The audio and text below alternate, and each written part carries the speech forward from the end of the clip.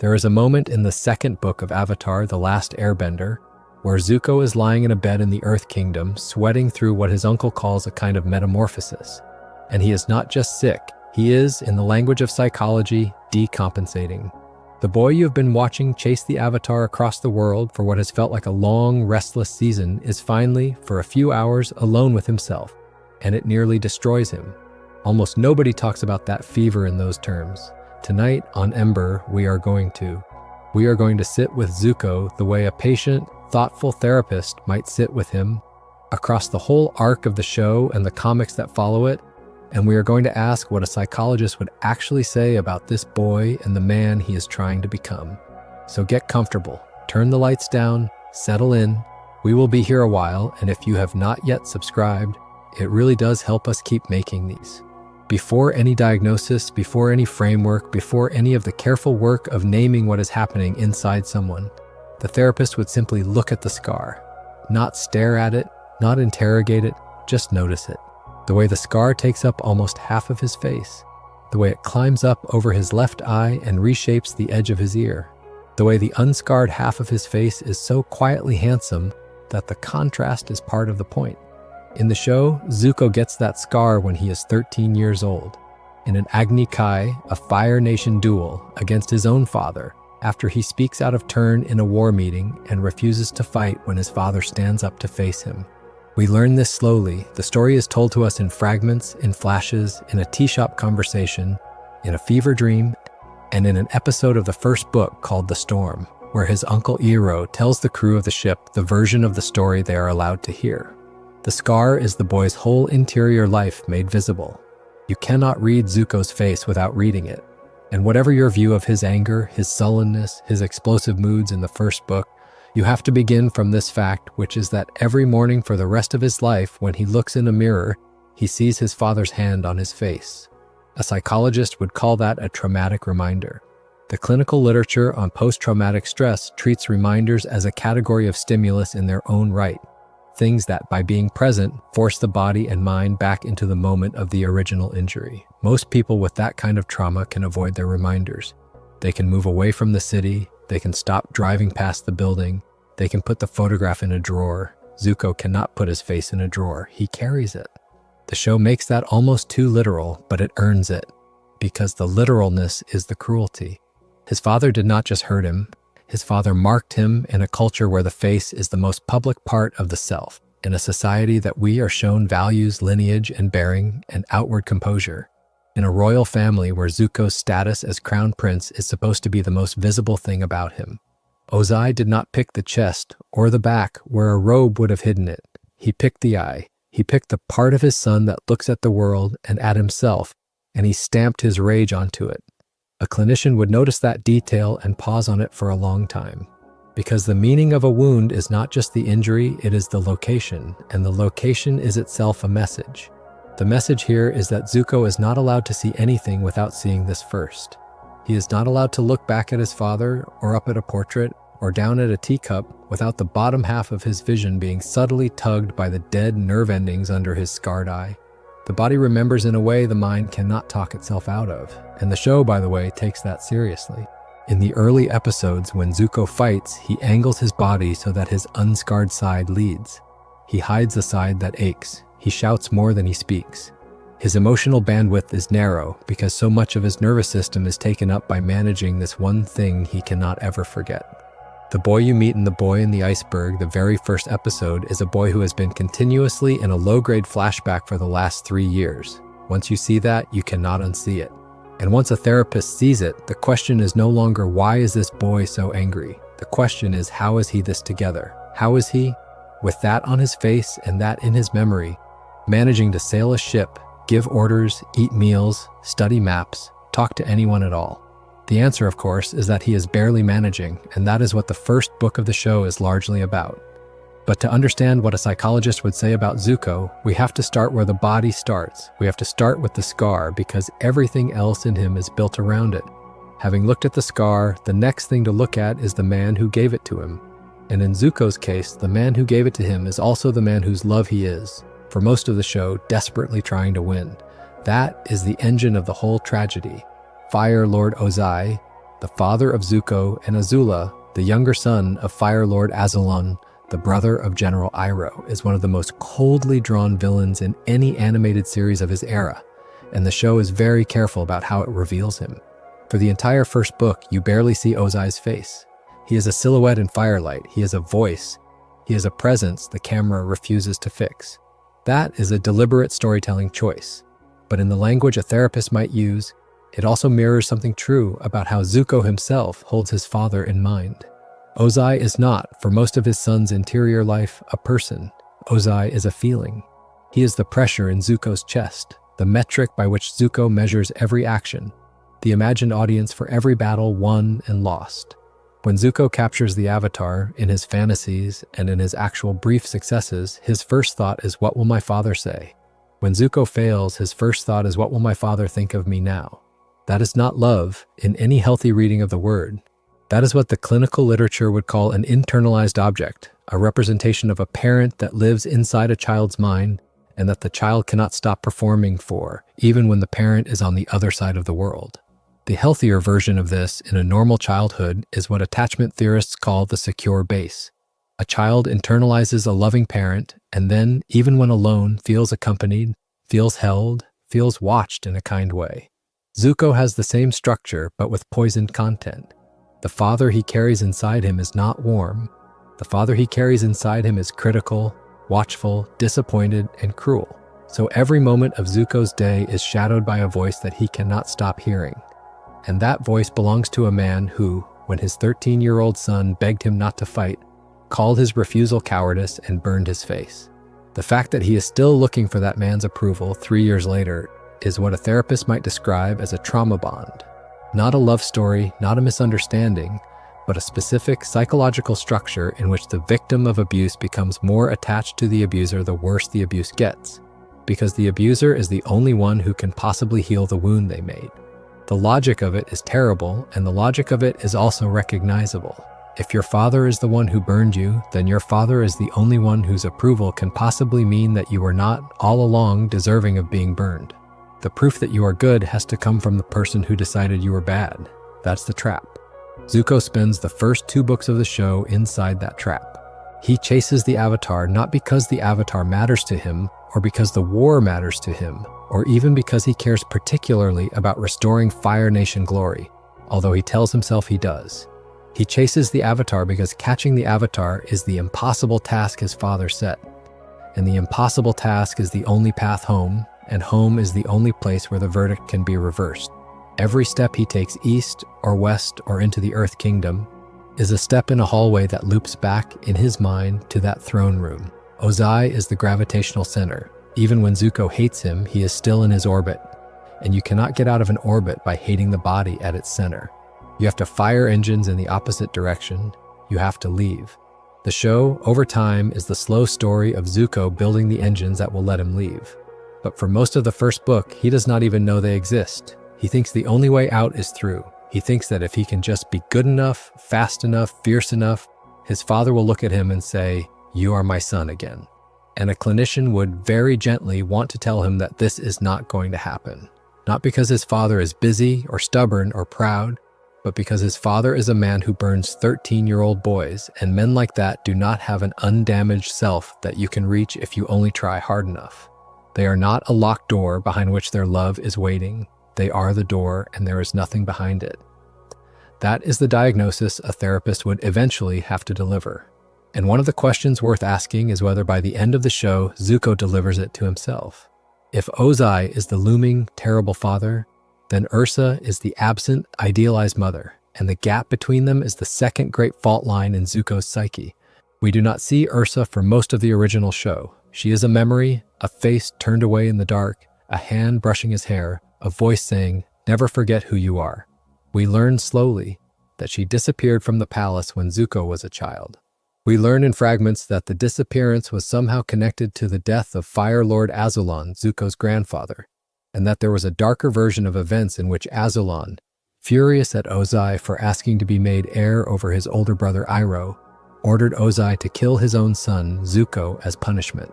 The show implies, without ever spelling it out completely, that Ursa made a bargain to save her son. that she did something to Azula and accepted exile in return, and that the cost of Zuko's life was her own absence from it. That's the kind of fact a clinician would file very carefully because it changes the shape of every other memory Zuko has of his mother. From the inside, as a child, Zuko's experience is that the parent who loved him simply vanished one night and never came back. The parent who hurt him stayed. The world rearranged itself in his small mind around the principle that softness leaves and harshness remains. That is a deeply formative principle, and it is the kind of principle that a child can carry into adulthood without ever quite noticing it. Because it does not announce itself as a belief, it just becomes the texture of how the world feels. Zuko's relationship with his own gentleness, with his own capacity for tenderness, is colored by this early lesson. Anything soft about him feels, on a body level, like something that is about to disappear. He does not know how to hold his own kindness because the model of kindness he had vanished without warning.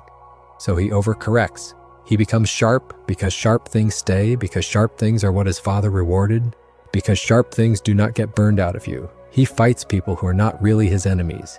He shouts at his crew. He bullies in the early episodes in ways that make his uncle wince. And the show takes its time to let us see that these outbursts are not who he is. They are an armor he learned to wear because the unarmored version of him was the version his father destroyed. A psychologist would look at this and recognize a familiar pattern.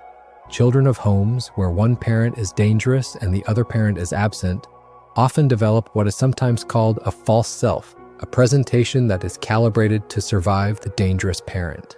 The false self is not exactly a lie, it is a strategy. It is the version of the child that is loud enough not to be hurt, tough enough not to be picked on, useful enough not to be discarded. Underneath that false self, there is, somewhere, a more vulnerable child. The child who actually loved his mother and was loved by her, and that child does not get to come out very often because every time he peeks his head up in Zuko's life, he gets singed. The show gives you a few moments to see that vulnerable child. You see him in the flashbacks in the episode Zuko Alone in the second book, where the younger Zuko, on the run in the Earth Kingdom and pretending not to be himself, drifts back in memory to his mother kneeling beside him in the palace garden, to his father glaring across a dinner table, to the night his mother told him to remember who he is no matter what happens, and then was gone. Those flashbacks are the show telling you, in case you needed it spelled out, that under the armor, there is a boy who was loved, briefly, by a woman who is no longer there to keep loving him. He carries her absence the way he carries the scar, as a constant reminder of something that was taken. The two together, the scar and the missing mother, form a kind of psychic architecture that determines almost everything about how Zuko relates to other people in the world. He cannot trust softness, he cannot trust that the people who love him will stay. He cannot, in the early going, even quite see kindness when it is right in front of him, because he is so braced for kindness to vanish.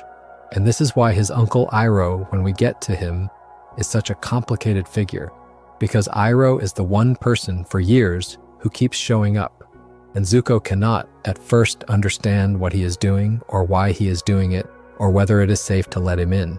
The clinician would say quietly that he is learning, that what we are watching across the first two books is the slow, halting, deeply uneven process of a boy who lost his mother trying to find out whether he is allowed to be loved again by anyone, and whether if he lets that happen, the next person will leave too. And then there is Azula. To understand Zuko, you have to understand the sibling who grew up on the other side of the same hallway, because the household that produced one of them produced both, and the contrast is part of the diagnosis. Azula is younger than Zuko, although not by much, and she is, by the time we meet her in the second book, almost a fully realized prodigy. She bends blue fire, which is itself a sign in the show's world building that she runs hotter and more disciplined than other firebenders her age. She is sharp where Zuko is blunt. She is precise where he is sprawling. She is, in the language of the playground that the show occasionally lets through, the favorite. And what a psychologist would see looking at the two of them together is one of the most painful patterns in dysfunctional family systems, which is what is sometimes called the splitting of children. In some homes, a parent who cannot tolerate complexity in their own children decides to simplify them. They make one child the good one and the other child the bad one. They make one child the carrier of all the strengths they value, and the other child the carrier of everything they cannot stand. They do this without saying it out loud, but the children feel it in the air, in the differential look across the dinner table, in whose drawings get put up on the wall and whose do not, in who is praised in public and who is corrected in private. In the Fire Nation royal family, that splitting is brutal. Azula is the gifted one. Zuko is, in Ozai's terms, the disappointment. There is a line we hear more than once across the show that distills this entire dynamic in just a handful of words. Azula was born lucky, Zuko was lucky to be born. We hear the older version of it in Zuko's memories, and we hear his uncle Iroh push back against it later, and it is the kind of line that lands so cleanly because it is not really hyperbole, it is just how the family has organized itself. Azula is the proof that the family produces excellence. Zuko is the proof that, even in excellent families, there is always a child who fails to measure up. And from inside that arrangement, the two children grow into mirror images of the same wound. Azula becomes a hyperachiever, terrified at a level she cannot name of ever falling short, because she has watched what falls short look like. She has seen what happens to the brother who is not quite enough. Zuko becomes an underachiever in his father's eyes, and a relentless striver in his own, chasing an impossible benchmark, because the benchmark is the only language he was ever spoken to in. They are two responses to the same household. They are two strategies for surviving a father who measures love in success. A clinician would point out that the cliché about favored children, that they have it easy, is almost never true in the homes where the favoritism is that explicit. Azula is not having an easy time, she is having a different kind of bad time. She is having the bad time of the child whose worth is conditional on never slipping, and conditional love is exhausting at best and shattering at worst. The show, by the third book, makes that explicit in the way it portrays her unraveling. But the seeds of it are there from the very first time we meet her, in the way she addresses her father, in the way she addresses her brother, in the way she addresses her supposed friends. There is no one in her life she is not performing for. Zuko, by contrast, is, in a strange way, less constrained, because he has already failed in the eyes of the only person he is trying to perform for. The verdict is in. His father has already decided he is not good enough. And so he is left, paradoxically, with a kind of freedom that Azula does not have. He is free to discover, over time, that there might be other people in the world whose opinion of him is not predetermined. He is free to be confused. He is free to change his mind, because he has nothing left to lose with the one parent whose mind he was originally trying to change. Azula has everything to lose. Azula is sitting on a throne of expectation that, if it ever cracks, drops her into the same pit Zuko has been climbing out of since he was 13. And that is what the third book of the show, slowly, is about with her, in the background of the larger story. But for our purposes here, what matters is what it means for Zuko. It means his fiercest competitor, his sharpest critic, his most dangerous opponent, is also the only other person in the world who knows what it was like in that house, and is also a person who has been just as twisted by it as he has in a different direction. There is a possible reading of Zuko and Azula very late in the show in which the two of them could have been the only people who fully understood each other. And the tragedy is that the household they grew up in made that understanding impossible. They are too well calibrated to fight each other. They are not calibrated to hold each other. When they look at each other, they see, on some level, themselves, and the family has trained them both to despise that self. A clinician would look at the two of them and see, very clearly, a story about how abusive systems do not just hurt the children they hurt the children they reward, and they make the bond between siblings into a kind of permanent battlefield. Zuko is who he is, in part because Azula is who she is. And one of the saddest things the show ever does, very quietly, is in the final episode, in the final Agni Kai, when you can see in the moments before Azula is brought down that what is breaking is not just a Fire Nation princess. What is breaking is a sister, and Zuko, looking at her, is not just looking at his enemy. He is, for one of the first times in his life, looking at his sister with something almost like pity. He is starting to understand, even before he can put it in words, that he is not the only one this house broke. If the scar is the body of the wound, and Ozai and Ursa and Azula are the figures around it, then the word that organizes Zuko's mind for the first 3/4 of the show is honor. He says it a lot.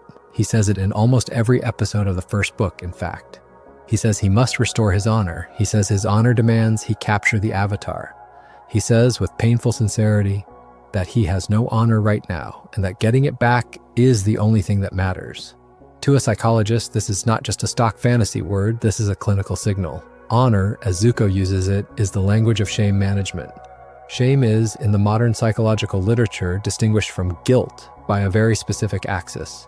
Guilt is what you feel when you have done something bad. Shame is what you feel when you have been something bad. Guilt says, I did a wrong thing. Shame says, I am a wrong thing. Guilt can be addressed by apology, restitution, behaving differently in the future. Shame is harder to address because the target of the feeling is the self itself, and so the strategies that work for guilt do not always touch it. Zuko, when he says he has lost his honor, is not saying that he did a specific bad action. He is saying that he is currently a shamed self, and that until he can do something to wash that shame off, he cannot bear to look at himself. The brilliant thing the show does, although it never says it in these terms, is to let us watch a boy who is drowning in shame go through one of the most predictable shame management strategies in the human repertoire, which is to chase a redemptive task. The literature on shame describes this very clearly. People who are saturated with shame often seek out a single, totalizing achievement that, in their imagination, will retroactively undo the original injury. The achievement is always too big to be plausible because it has to be big enough to outweigh the original event in the person's sense of self. Catching the Avatar is exactly that. It is impossible. It is also, to Zuko, the only thing that could possibly be redeeming enough. A clinician would notice very early that the size of the task is itself a sign of how big the shame is. If your task to restore yourself is small, your wound is probably small. If your task is to single-handedly capture the spiritual leader of the entire world and drag him back across an ocean to a father who burned your face, your wound is enormous, and you are trying, in a sense, to do for yourself what no other person can do, which is to talk that wound out of mattering. The other thing a therapist would notice, watching Zuko in the first book, is that the word honor is doing double duty for him. It is a Fire Nation cultural concept, a code, a structure of duty and respect and royal lineage, and it is also a personal lifeline. Most of the people around him use the word in the first sense. His uncle Iroh uses it that way sometimes. The other Fire Nation officers use it that way. The world Zuko grew up in is steeped in a code that connects personal worth to the maintenance of certain duties. But when Zuko uses it, the word is doing something more. It is a stand-in for I am okay. It is shorthand for I am not the failed son who got burned. It is the word that lets him keep functioning in a system that, if he ever stopped using it, would force him to look directly at the shame underneath. And here's the other piece. The show is very careful to let us see that this kind of borrowed cultural code used to manage private shame has costs. Every time Zuko leans on the word honor to justify another doomed attempt to capture the Avatar, he is also locking himself into a worldview that he is, on some level, starting to notice does not fit. He sees the Earth Kingdom villages the Fire Nation has occupied. He sees the people in those villages. He sees what his uncle sees, even when he is too proud to say so. There are moments, especially in the second book, when you can almost watch his face try to hold the word honor steady while the rest of his observations are pulling the word out of shape. By the time he is sitting in a tea shop in Ba Sing Se, calling himself Lee, serving tea to Earth Kingdom citizens who have no idea who he is, the word has become almost meaningless. He is not in his uniform. He is not chasing anyone. He is not performing for his father because his father cannot see him. And the strange thing that happens in the middle of the second book is that for the first time in 3 years, he is allowed, briefly, to forget the word and to live in his body without it. A clinician would call that a window. They would not promise it will stay open. They would not say he will not slam it shut again, but they would notice it. And they would notice that the boy who walks through that window, even for a few episodes, is a softer boy than the one we met on the deck of the ship in the first episode. Honor, for Zuko, is finally going to have to be redefined, not abandoned, redefined before the show is over. The version of honor he ends up at by the end is not the version his father taught him, and not even quite the version Iroh tried to model. It is something he has to build for himself, out of the wreckage of the old definition, and that building is one of the things the show is actually about.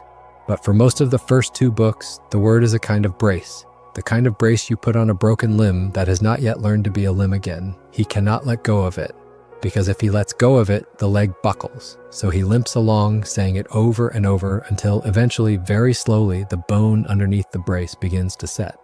The hunt for the Avatar is, on the surface of the show, the thing Zuko does. It is what he is doing when we meet him. It is the chase that takes him across the South Pole and the Northern Water Tribe. and the Western Earth Kingdom and out into the islands. It is the structure of his life. And a psychologist watching the show with one eyebrow raised would describe this hunt as one of the cleanest examples of displacement they have ever seen in fiction. Displacement, in the older psychoanalytic vocabulary, is what happens when an unbearable feeling about one object gets redirected onto a more manageable one. The classic example is the man who is furious with his boss and goes home and kicks the dog. The dog is not the problem, the boss is the problem, but the dog can be kicked and the boss cannot. And so the dog absorbs the displaced rage. Zuko cannot fight his father. Zuko cannot, in the first book, even allow himself to consciously be angry at his father. The father is too big, too dangerous, too embedded in the structure of Zuko's identity. And so the rage, the hurt, the unbearable disappointment, the sense of being wrongly used, all of that energy gets channeled into a more available target, the Avatar, a 12-year-old boy in an orange robe. Aang has not done anything to Zuko. Aang is not, in any meaningful sense, the cause of Zuko's misery.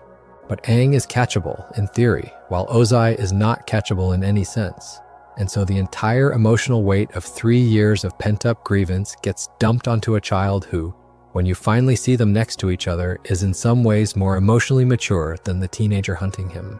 The displacement is, on a surface level, presented as patriotic duty. Zuko is, on paper, a Fire Nation officer doing the work of the war.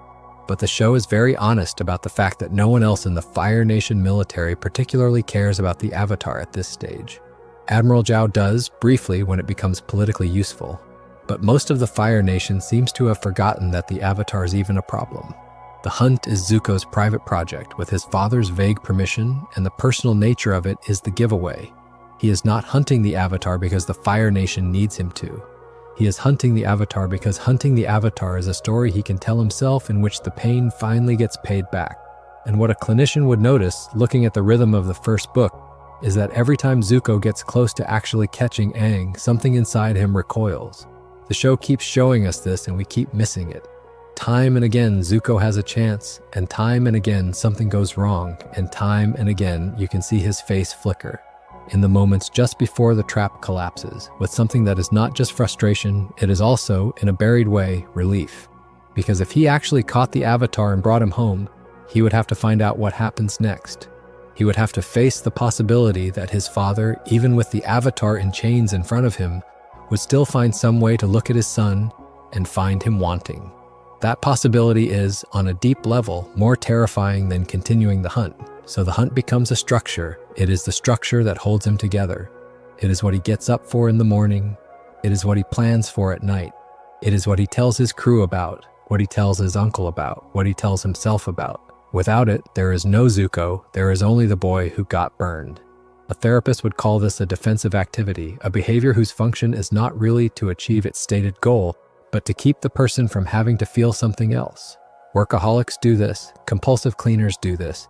People who fill every minute of their day with errands do this. Zuko does it on an epic scale, by going to war with a continent. The activity itself is the medicine. And one of the most quietly devastating things the show ever does is to ask, at certain key moments, what happens to Zuko when the activity is taken away? When his ship is destroyed, when he is on the run, when he is briefly just a young man in a foreign land with no mission, no uniform, no father to perform for. Each of those interruptions, in the second book especially, is a moment in which Zuko has to confront the version of himself that is not the hunt. And each of those moments is excruciating for him because there is, underneath the hunt, very little structure. He has not built a self, he has built a job, and the job is the self, and when the job is gone, what remains is the original wound, raw and visible. The hunt for Aang, then, is not really about Aang at all. It is about not having to look at the place where the scar starts. It is about not having to sit for one single quiet hour with the boy who watched his father stand over him and call him weak. The hunt is the running, and the running is the only thing that keeps the room from catching up with him. And eventually, of course, the room catches up, which brings us finally to Iroh. Because Zuko, in the world of the show, is not alone. He has, on his ship and then later in his exile, the one figure in his life who functions for him the way a healthy attachment figure is supposed to function. His uncle. The older brother of the man who burned him. the former crown prince of the Fire Nation, the general who once laid siege to Ba Sing Se and broke off the siege after the death of his own son, Lu Ten. A psychologist looking at the show and at Zuko's developmental arc would say that Iroh is, in technical terms, his secure base. The concept of a secure base comes out of attachment theory, the work of John Bowlby and Mary Ainsworth, and what it describes is a kind of relational anchor that a person can return to when the rest of the world becomes overwhelming, and from which they can also venture out knowing the anchor remains in place. Children develop secure bases primarily with parents, and when those bases are absent or unsafe, children look for them elsewhere. Sometimes they find them, sometimes they do not. Zuko, by an accident of family arrangement, finds his in his uncle, and the show, very wisely, does not pretend that this happens quickly. For most of the first book, Zuko treats Iroh as a nuisance. He treats him as an old man who plays games when he should be planning, who drinks tea when he should be reading maps, who talks in proverbs when Zuko wants a clear answer. The boy who comes out of Ozai's house has been trained to read warmth as weakness, and Iroh is nothing if not warm. And so Iroh, for a long stretch of the early show, just bounces off the surface of his nephew again and again without seeming to make much of a mark. The brilliance of the writing is that this is exactly what attachment repair actually looks like in practice. You do not, when you have been hurt as a child, simply walk into the presence of a kind older person and absorb their kindness like water into a sponge. The wound does not work that way. The wound has built defenses against precisely this kind of input. The kind person in the first weeks and months of a real therapeutic relationship looks suspicious to the wounded child. They look like a trick. They look like an enemy in soft clothing. They look like something that, if you let your guard down to receive it, will turn out to be a setup, will turn out to be conditional, will turn out to require more than you have to give. So Iroh has to absorb a lot of Zuko's hostility in the early going, and he does, with a patience that the show never quite explains and never has to. The show simply has Iroh keep showing up. He keeps making tea, he keeps offering proverbs, he keeps not retaliating when Zuko snaps at him. And what a clinician would notice is that this patience is the whole intervention. It is not a particular conversation that changes Zuko. It is not a single piece of advice. It is the cumulative, daily, almost boring fact that there is one person in this boy's world who does not leave, who does not punish, who does not condition his presence on the boy being good or successful or productive, who simply, day after day, sits down to dinner with him and is glad to be there. That is what a secure base looks like when it works. It is not flashy, it is not dramatic, it is the quietest kind of love, the kind that wears the person down very slowly into the realization that maybe, just possibly, they are allowed to be loved. And here's the other thing about Iroh, which a psychologist would notice and which the show is careful about.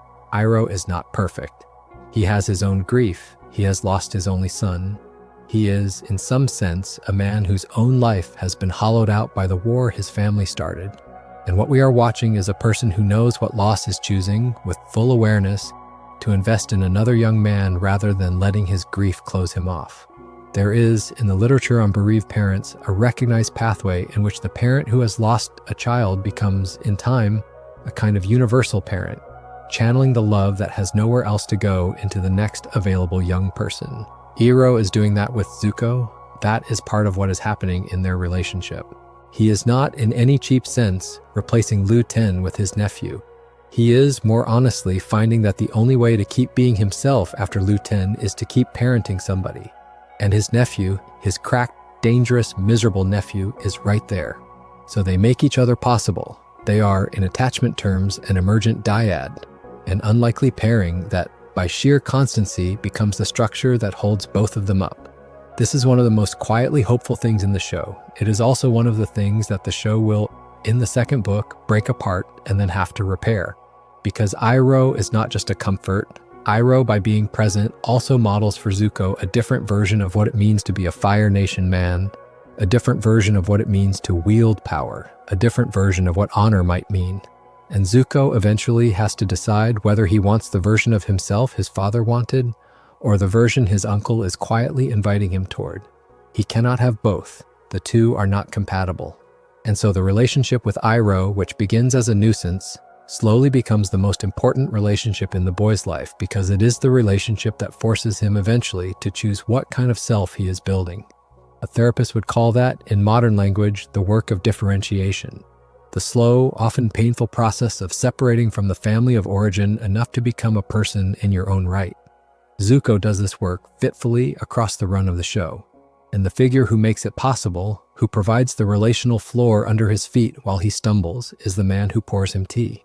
Before we get to the worst of it, we have to look at the mask, because there is a stretch in the first book of the show, an episode called The Blue Spirit, in which Zuko, in disguise, breaks into a Fire Nation fortress to rescue Aang from the same admiral who has captured him, and then escapes with him through the woods, all without ever taking off the mask or revealing who he is.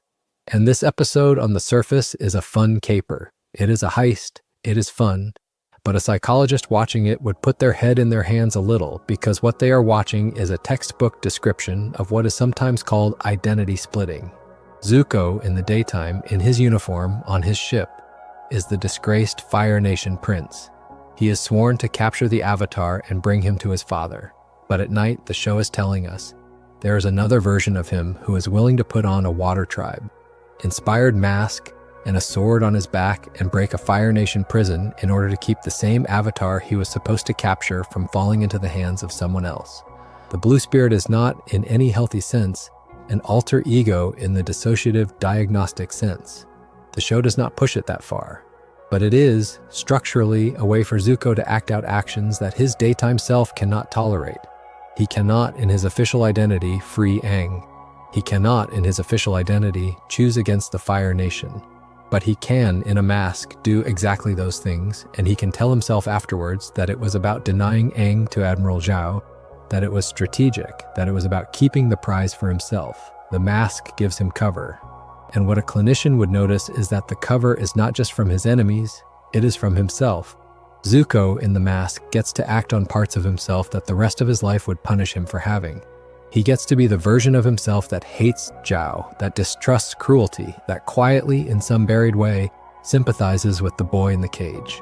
The mask is not then just a disguise.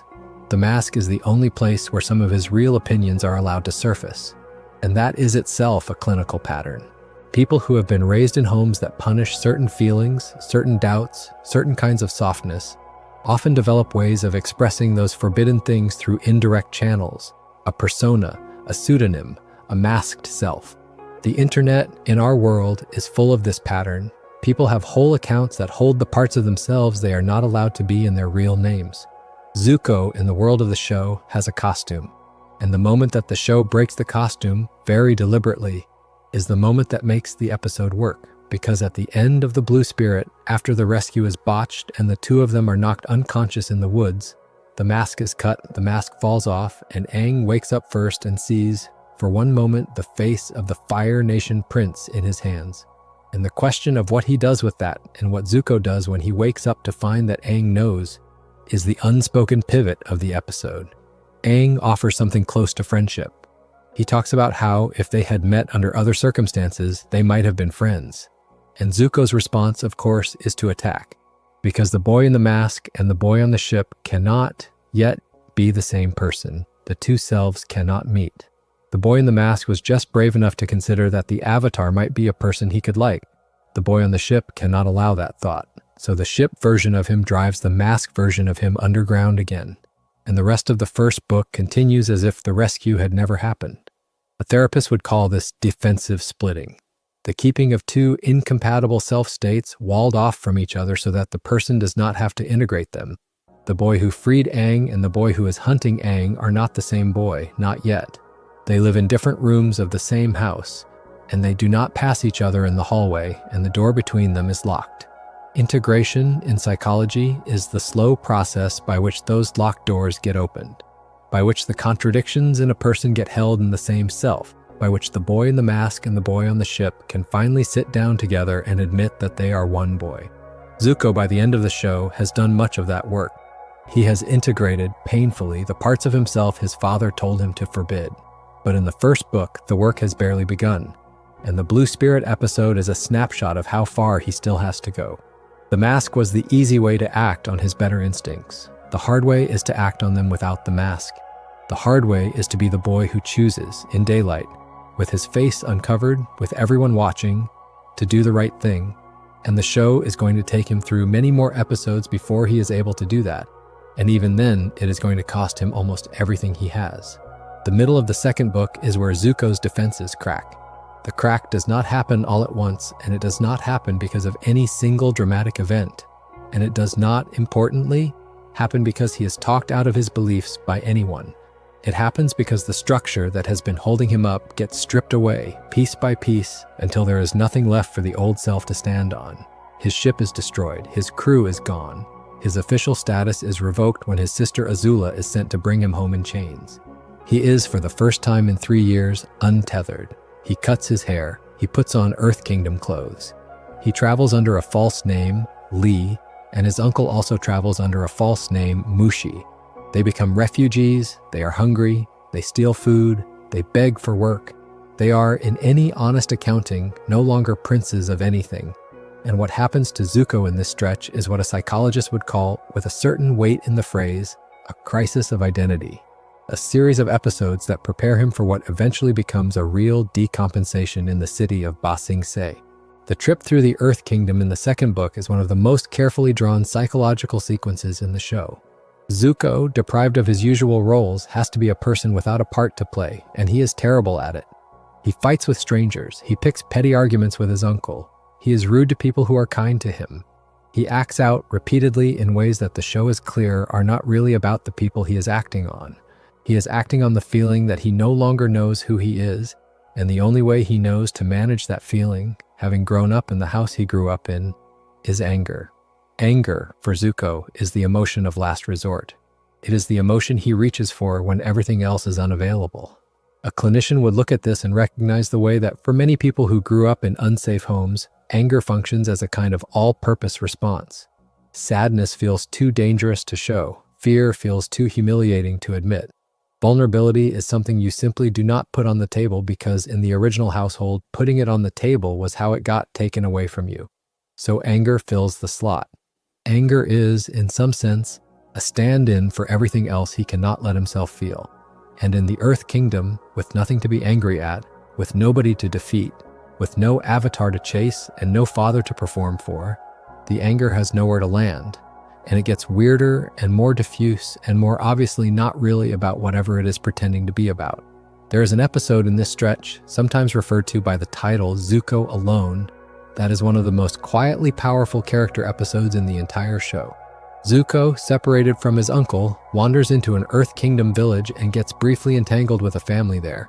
He helps their son, he shares meals with them, he almost for a few hours lets himself be at home. And then, when soldiers from the Earth Kingdom army come, he reveals who he is in order to protect them, and the family recoils in horror, because the boy they have been sharing meals with is the son of the man whose army has been destroying their world. He leaves alone, he has nowhere to go. And in the middle of the episode, in a long, beautifully restrained set of flashbacks, the show finally gives us, in detail, the last day Zuko ever saw his mother. The night when his grandfather ordered his father to kill him, and his mother somehow intervened and then disappeared. A clinician watching this episode would notice that the flashbacks are not just exposition. They are intrusive memories, the kind of involuntary returns to the past that trauma survivors describe when their defenses are down, when the structure that usually keeps the memories at bay has been weakened by isolation or stress or grief. Zuko is alone in this episode in the most literal sense. He has no uncle, no crew, no mission, no role. And in the absence of all those structures, the memories he has spent years pushing away come up unbidden, and he has to walk through them in real time. It is one of the few episodes of the show in which Zuko is not really doing anything. He is just remembering. And the act of remembering, of letting the memories surface, is itself, in psychological terms, part of what he has been needing to do for years. He has been carrying these memories around inside him, refusing to look at them. Now, with nothing else to do, he finally looks. The fact that the episode ends with him alone, with the family rejecting him, with him riding off into a landscape that does not contain a single person who knows him, would, in a lazier show, be the bottom of his arc. But this show is more honest than that. It knows that the bottom of an arc like this is not a single dramatic rejection. The bottom is what happens when the slow accumulation of these moments finally tips him over. And the moment it tips him over in this show is when he and his uncle reach the city of Ba Sing Se. take work in a tea shop, and Zuko, for the first time in his adult life, is asked to be a young man with no story, no royal name, no mission, no scar story. Just a young refugee named Lee who serves tea, and who, the show shows us almost playfully, is unexpectedly good at it. The tea shop sequence in Ba Sing Se is, on first viewing, light relief. It is funny. Iroh is delighted to be making tea for paying customers. Zuko grumbles. The two of them argue about the temperature of the water and the strength of the steeping. They live in a small apartment. They walk to work in the morning. They serve customers. And what a clinician would notice is that this stretch of the show, brief as it is the only time in the entire run of the original series that Zuko is allowed to live, however temporarily, the life of a young person. He is not at war. He is not on a mission. He is not under his father's eye. He is just a worker. He has a routine. He is paid. He sleeps in a bed he and his uncle share an apartment over. He has, briefly, the texture of a normal life. And the show, in this stretch, gives him a small subplot in which he meets a girl, Jin, who comes into the shop and asks him out, and he agrees, awkwardly, and they go to a fountain that is not lit because of energy conservation. He firebends quietly to light the candles, just so the moment can be nice, and then he kisses her and runs away, and the entire small arc is, in essence, an experiment. He is testing what it would be like to be a person, to be a young man with a job who goes on dates, to be someone whose identity is not organized around revenge and shame. A psychologist would call this a kind of behavioral experiment, the trying on of a new way of being to see if it fits. And what is interesting about the experiment is that, for a few hours, it does fit. He is not happy exactly because Zuko by this point may not be capable of unalloyed happiness. But he is briefly okay. He is functional. He is even a little bit charming. And then, of course, he goes home and lies awake and stares at the ceiling, and the old self comes flooding back, because he cannot quite tolerate the new self. The new self feels like a betrayal of the old self. The new self feels like giving up. The new self feels, in some buried way, like he is letting his father win, because his father's verdict on him would be that he is fit for nothing more than serving tea. And to enjoy serving tea would be to confirm it. So the old self comes back, sharp and watchful, and the dating subplot dies, and Zuko begins to feel, the way the show shows you in his sleep and in his irritation, that something is wrong with him. He cannot stop turning over. He cannot sleep. He is restless. He picks fights with Iroh that are barely about anything. He is, as a therapist would put it, somatizing. The internal conflict, the unbearable contradiction between the boy who is becoming a tea shop worker and the boy who was raised to be a Fire Nation prince, is being expressed by his body. He gets a fever, he is laid up for days, and the fever, which his uncle calls a kind of metamorphosis, is the moment that a psychologist would point to as the genuine psychological climax of the second book.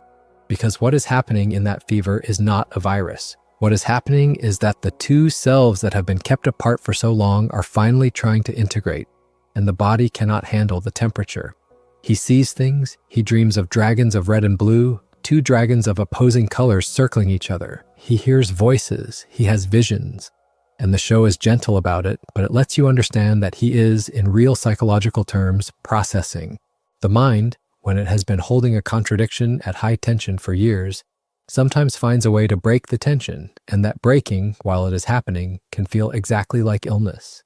The body runs hot, the mind blurs, the person sleeps too much, then cannot sleep at all. The old categories of self do not fit anymore, and the new categories have not yet formed. And then, slowly, the fever breaks. He wakes up. He is steadier. He is, in some way that the show signals without spelling out, lighter. He is, briefly, almost at peace. And what a clinician would say about that moment when he sits up in his bed and looks at his uncle with something like recognition is that he has done it. He has integrated. He has, for the first time, accepted that he is not just the failed prince. He is also the young man in the tea shop. He is also the boy who, on a fountainside date, lit candles for a stranger. He is multiple. He is more than the role his father chose for him. He is finally becoming a person. And it is at this exact moment, on the very same evening that this integration happens, that his sister Azula's offer arrives. Because the show, with brutal narrative timing, sends the temptation just as he has begun to be free of the need for it. Azula has come to Ba Sing Se. She is offering Zuko his old life back. She is offering him, in the language she knows he understands, his honor, and the choice that comes next is the choice that breaks the second book in two. The crossroads, the show calls it, the catacombs underneath Ba Sing Se, the crystal catacombs, where Zuko, captured along with Katara by the Dai Li, is taken to be held while Azula prepares her coup of the city. And there, in a half-lit underground chamber, the boy who has just spent a season learning, painfully, slowly, that he might be allowed to be a different self is given a choice. On one side of the chamber is Katara, of all people, the waterbender from the South Pole, the friend of the Avatar, the girl whose mother was killed in a Fire Nation raid. And the show, in one of its bravest scenes, has the two of them, separately captured, speak to each other quietly while waiting for whatever comes next. Katara tells him about her mother. She tells him with no defensiveness that her mother was killed by a Fire Nation soldier when she was a girl, and that she has carried that loss her whole life.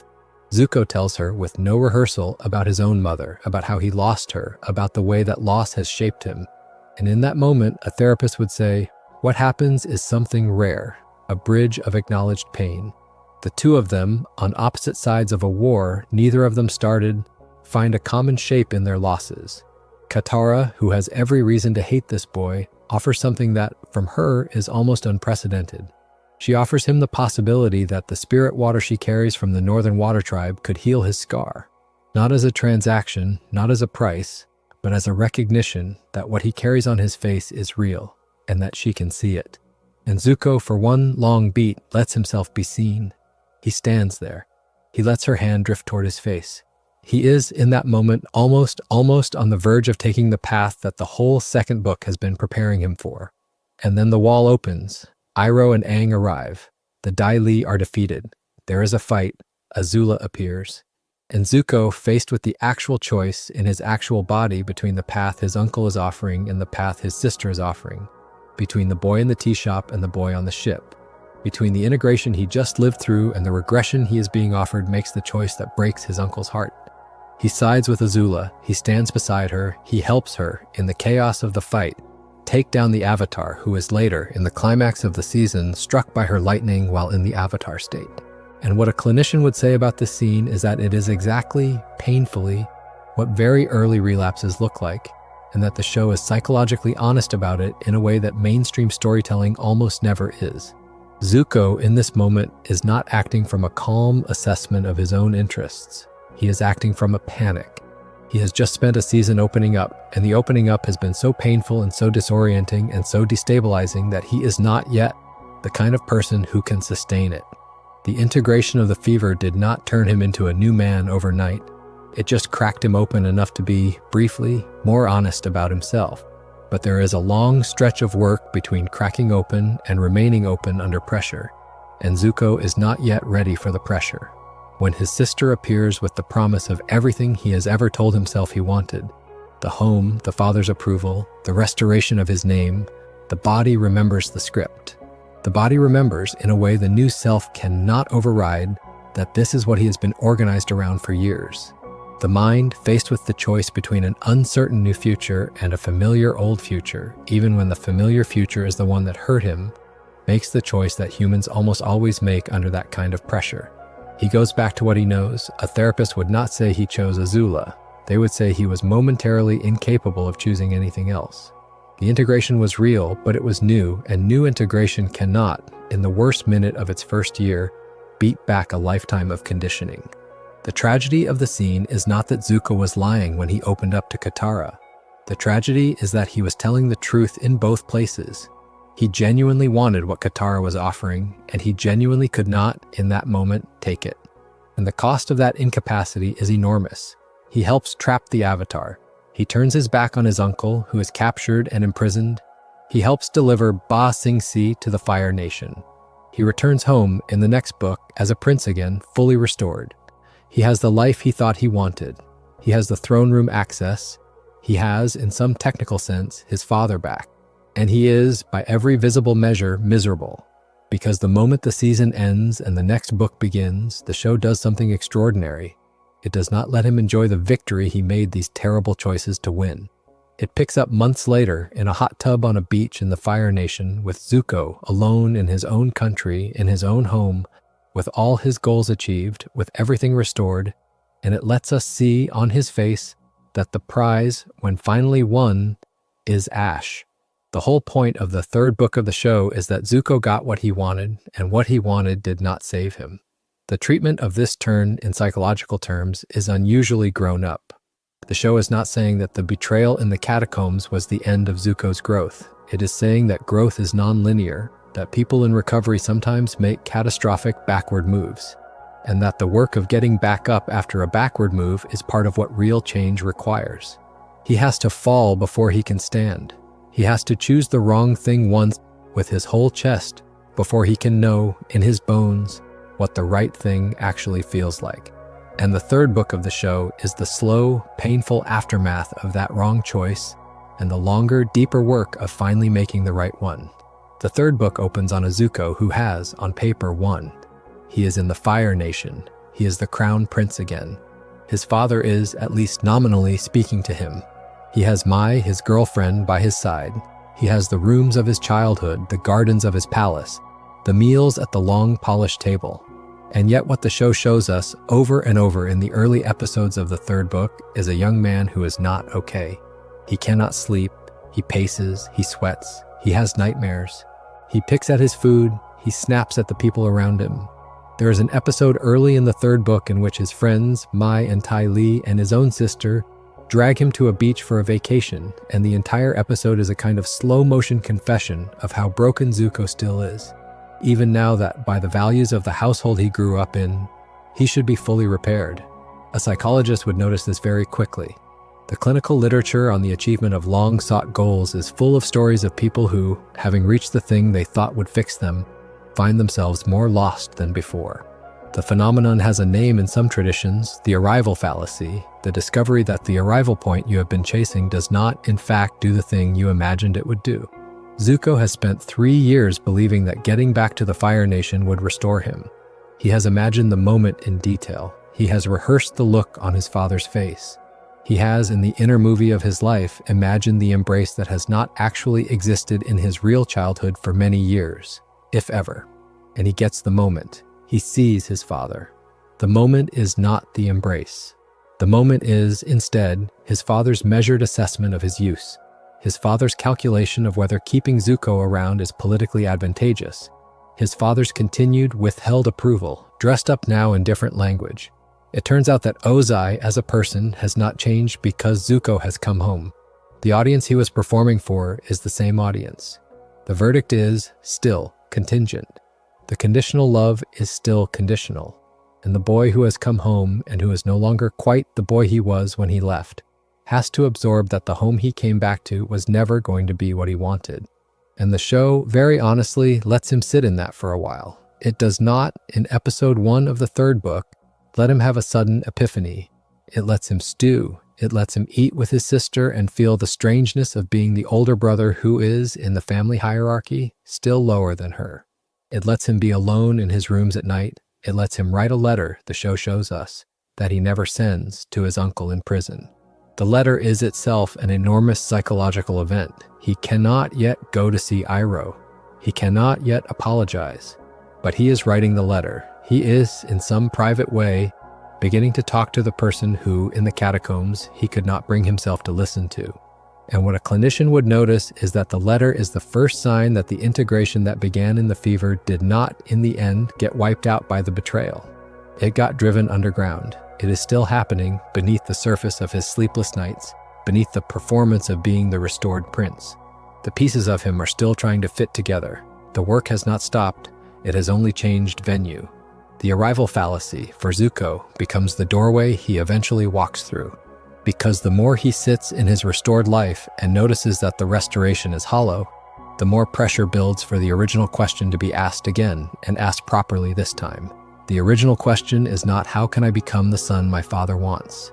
The original question is, who am I when the father I imagine turns out not to exist?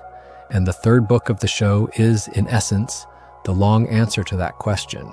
It is the story of how Zuko, having gotten everything he asked for and discovered it was poison, gathers himself eventually to give it all back, to leave again, to go after his uncle, to switch sides, to stand up finally on the day of an eclipse, in front of the man who burned his face, and to say the things he has needed to say for nearly half his life. The arrival fallacy is the lever. The show uses it the way a careful playwright uses irony, to make the audience feel, in their bones, the wrongness of the prize Zuko has won. And by the time Zuko himself feels that wrongness, the audience is already there, waiting for him to catch up.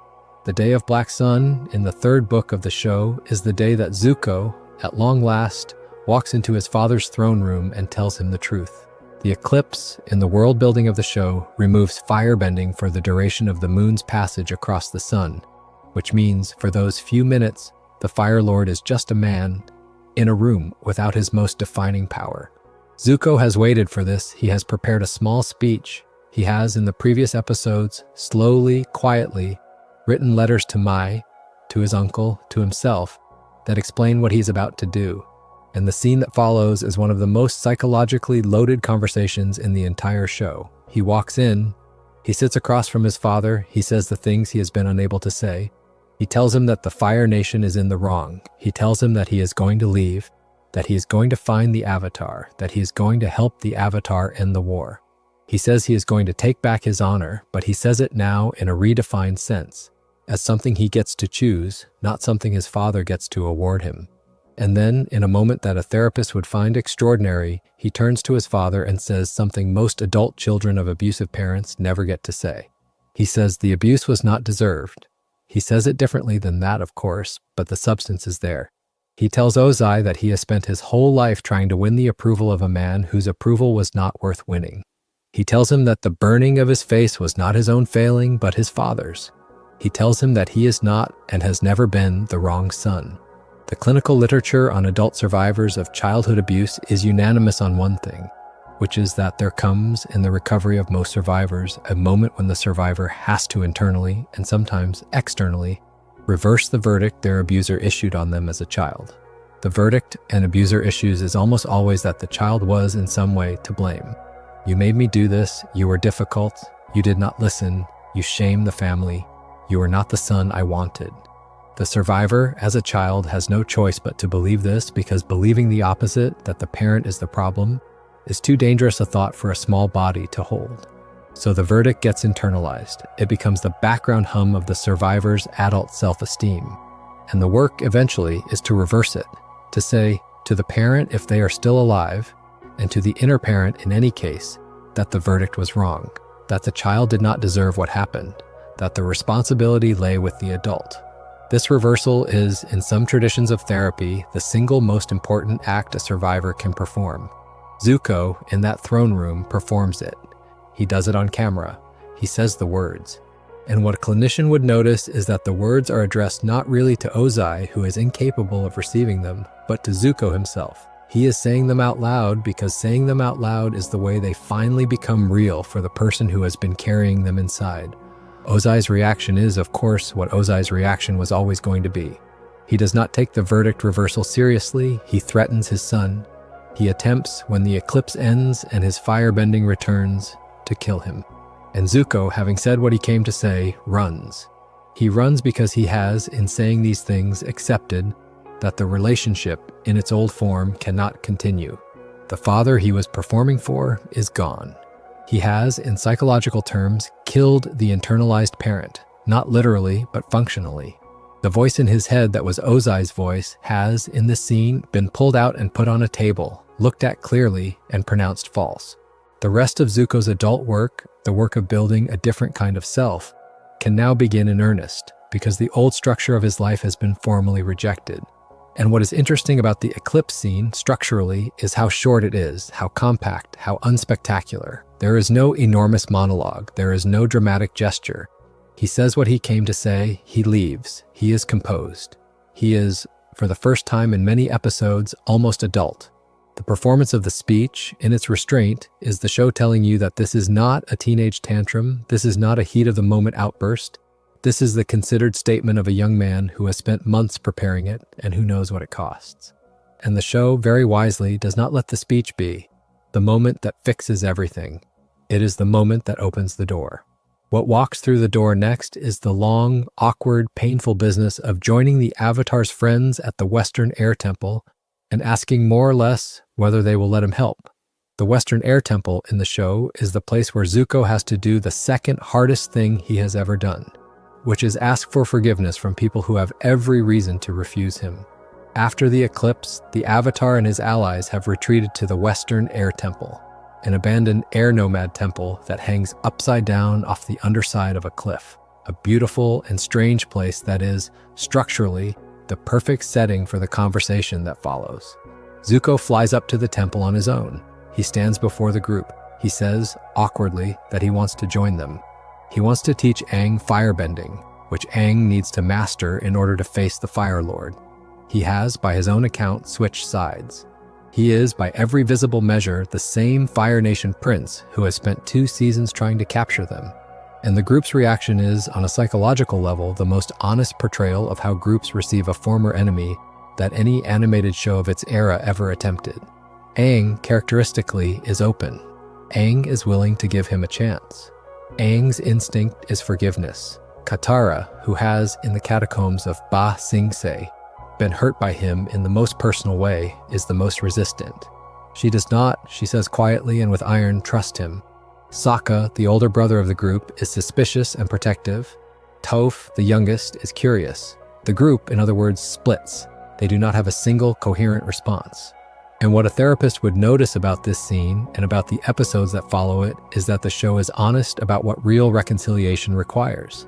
It is not enough for the wrongdoer to apologize, although the apology is necessary. It is not enough for the wronged party to forgive, although the forgiveness is part of the path.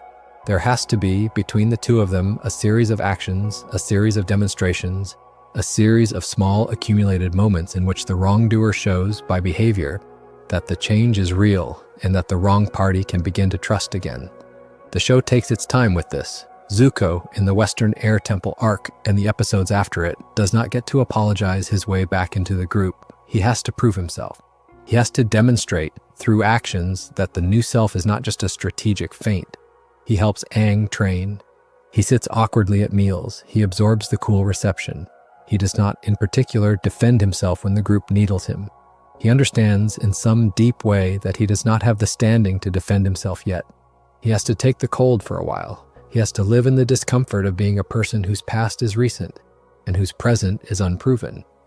And a clinician would call this the work of repair, not the announcement of repair, not the performance of repair, but the slow, patient, unglamorous work of being available for repair when the wrong party is ready, on their schedule, not his. The Western Air Temple arc is interrupted eventually by the arrival of the assassin Combustion Man, hired by Zuko himself in an earlier moment before he switched sides. The arrival of this assassin is, on the surface of the plot, an action sequence.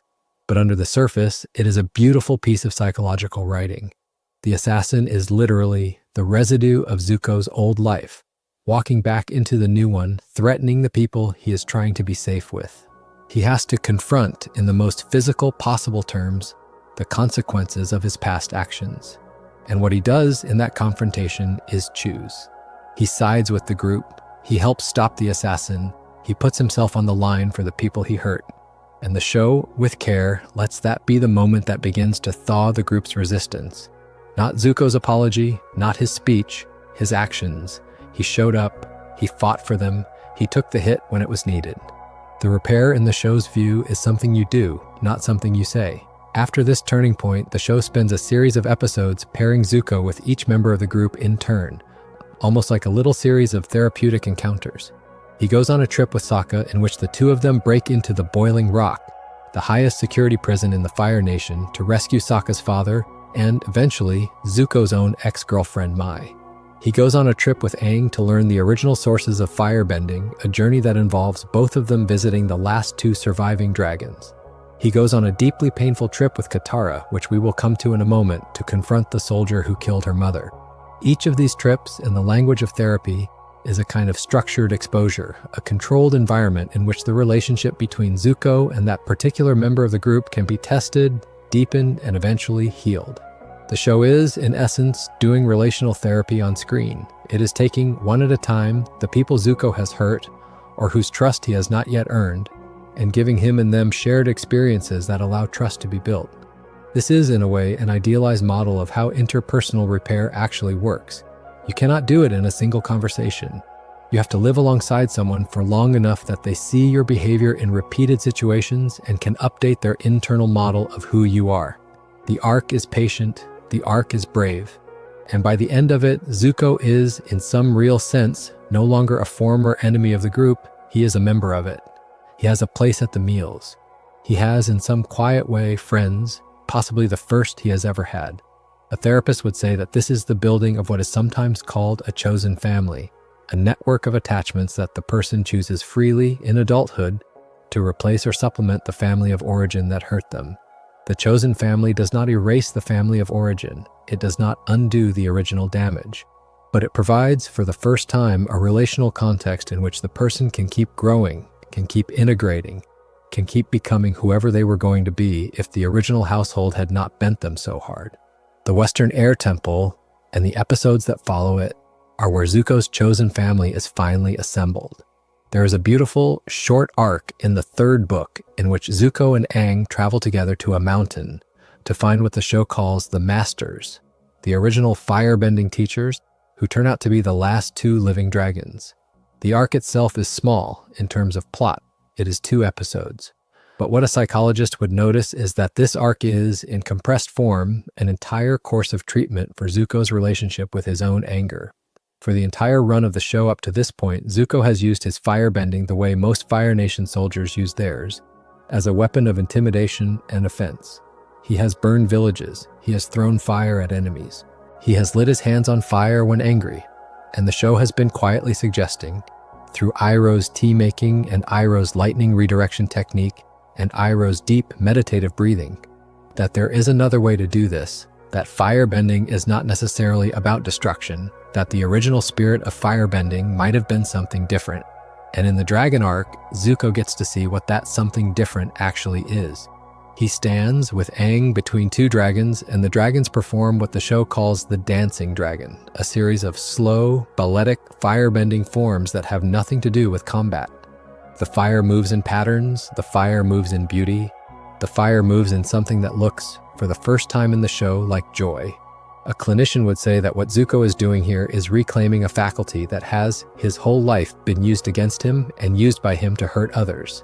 Firebending, for him, is bound up with his father, with his shame, with the Agni Kai that scarred him, with the violence he has both received and dealt. To stand between 2 dragons and learn that fire can also be a dance, that fire can also be a celebration, that fire can also be a kind of prayer, is to take back something his father had stolen from him. The element itself, his element, has been associated with pain for so long that he has not been able to feel that it is also simply his. A psychologist working with survivors of trauma often does work like this, although usually not with literal dragons. They help the survivor reclaim something that the trauma colonized: a body, a voice, a sense of pleasure, a capacity for play. The trauma takes things that should be yours and turns them into reminders of the wound. The work of recovery is, in part, the work of taking those things back. Zuko, after the Dragon arc, fights differently. The show does not make a big deal of this, it does not announce it. But when you watch his next firebending scenes, you can see, if you are looking, that his form is looser, his breath is steadier, his fire is in some way his. He is no longer fighting on autopilot, channeling rage. He is moving from a deeper place. And the deeper place, the show implies, is the place that was always there underneath the rage. The place where his element lived before his father turned it into a weapon. The Dragon arc, then, is more than a quick stop. It is a kind of integration of his identity as a firebender, in the same way the fever in Ba Sing Se was an integration of his identity as a person. Both are, in the language of psychology, reclamations. Both are the slow taking back of parts of the self that the original family had broken or distorted. And both are essential to the final form of the man Zuko is going to become. There is a scene late in the 3rd book that is, by my reckoning, the single most psychologically important scene in the entire run of the show, and it is one of the quietest. Zuko, having helped break Iroh out of prison along with the rest of the White Lotus, having traveled with him to the place where the old man and his fellow grandmasters are about to march on Ba Sing Se to take it back, sits outside Iroh's tent and cannot bring himself to go in. He has been preparing what he will say. He has rehearsed apologies. He has gone over, in his head, every wrong he has done his uncle. The dismissals, the snapping, the moment in the catacombs when he chose Azula, the moment he turned his back on the only person who had ever, in a sustained way, loved him. He sits outside the tent, and he cries. He tells his friends that he is afraid. He tells them that he is afraid his uncle will hate him, that he will turn him away, that the apology will not be accepted. And his friends, Aang and Katara and the others, give him the kind of gentle, ordinary advice that good friends give. They tell him to just go in. They tell him that Iroh is going to forgive him. They tell him that the hardest part is the door, and so he goes in. And the scene that follows is, in the show, almost wordless. Iroh, who has been meditating, hears him come in. Zuko begins to say something, and Iroh, before Zuko can finish whatever sentence he had prepared, gets up and pulls him into an embrace. He does not lecture him. He does not make him list his crimes. He does not demand a particular kind of apology in a particular form. He sees his nephew. He sees that his nephew is sorry. He sees that his nephew has come back. And he says, more or less, that he was never angry with Zuko. He says, sad. He was worried Zuko had lost his way. And now Zuko has come back, and that is what matters. Now, a clinician watching this would have a complicated reaction. On the one hand, this is the kind of scene that survivors of abusive households deeply, deeply need.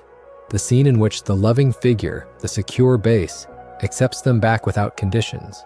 The scene in which the wound of the missing parent gets, for a moment, eased. On the other hand, the therapist would also note, gently, that what is missing in this scene, intentionally, is a long inventory of the harms. Iroh does not insist on Zuko enumerating what he did wrong. He does not insist on penance. He does not require Zuko to grovel. And this is, in some traditions of therapy, exactly right. Because the wound of conditional love does not get healed by more conditions. It gets healed, when it can be healed, by unconditional reception. The fact that Iroh is willing to embrace his nephew without requiring any specific accounting is itself the medicine. Because Zuko has spent his whole life believing that love is contingent on performance, and only the experience of being loved without performance can begin to undo that belief. Iroh, in offering the embrace before the apology, is offering a corrective emotional experience, in the language of some psychoanalytic schools, an experience that contradicts the original learning.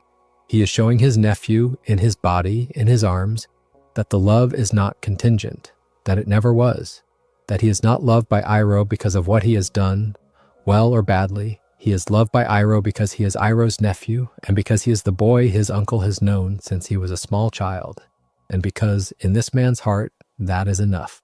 A therapist working with survivors of conditional love will tell you that this is the deepest possible repair, and that it is often not available to them. Most adult survivors do not have an uncle who can offer this kind of moment. Most adult survivors have to find this kind of moment in adult relationships, with partners, with friends, with chosen family, with their own therapist, sometimes, if they are lucky, in the long, slow accumulation of small, unconditional moments that build, eventually, into a different background belief about themselves. Zuko has the luck in this show to have it come to him, late but undeniable, from the one figure who is always going to be able to deliver it. And what he does with that moment in the episodes that follow is what matters. He does not, for example, immediately ask Iroh to come back to the Fire Nation with him to take the throne. He floats the idea. He says more or less that Iroh should be Fire Lord.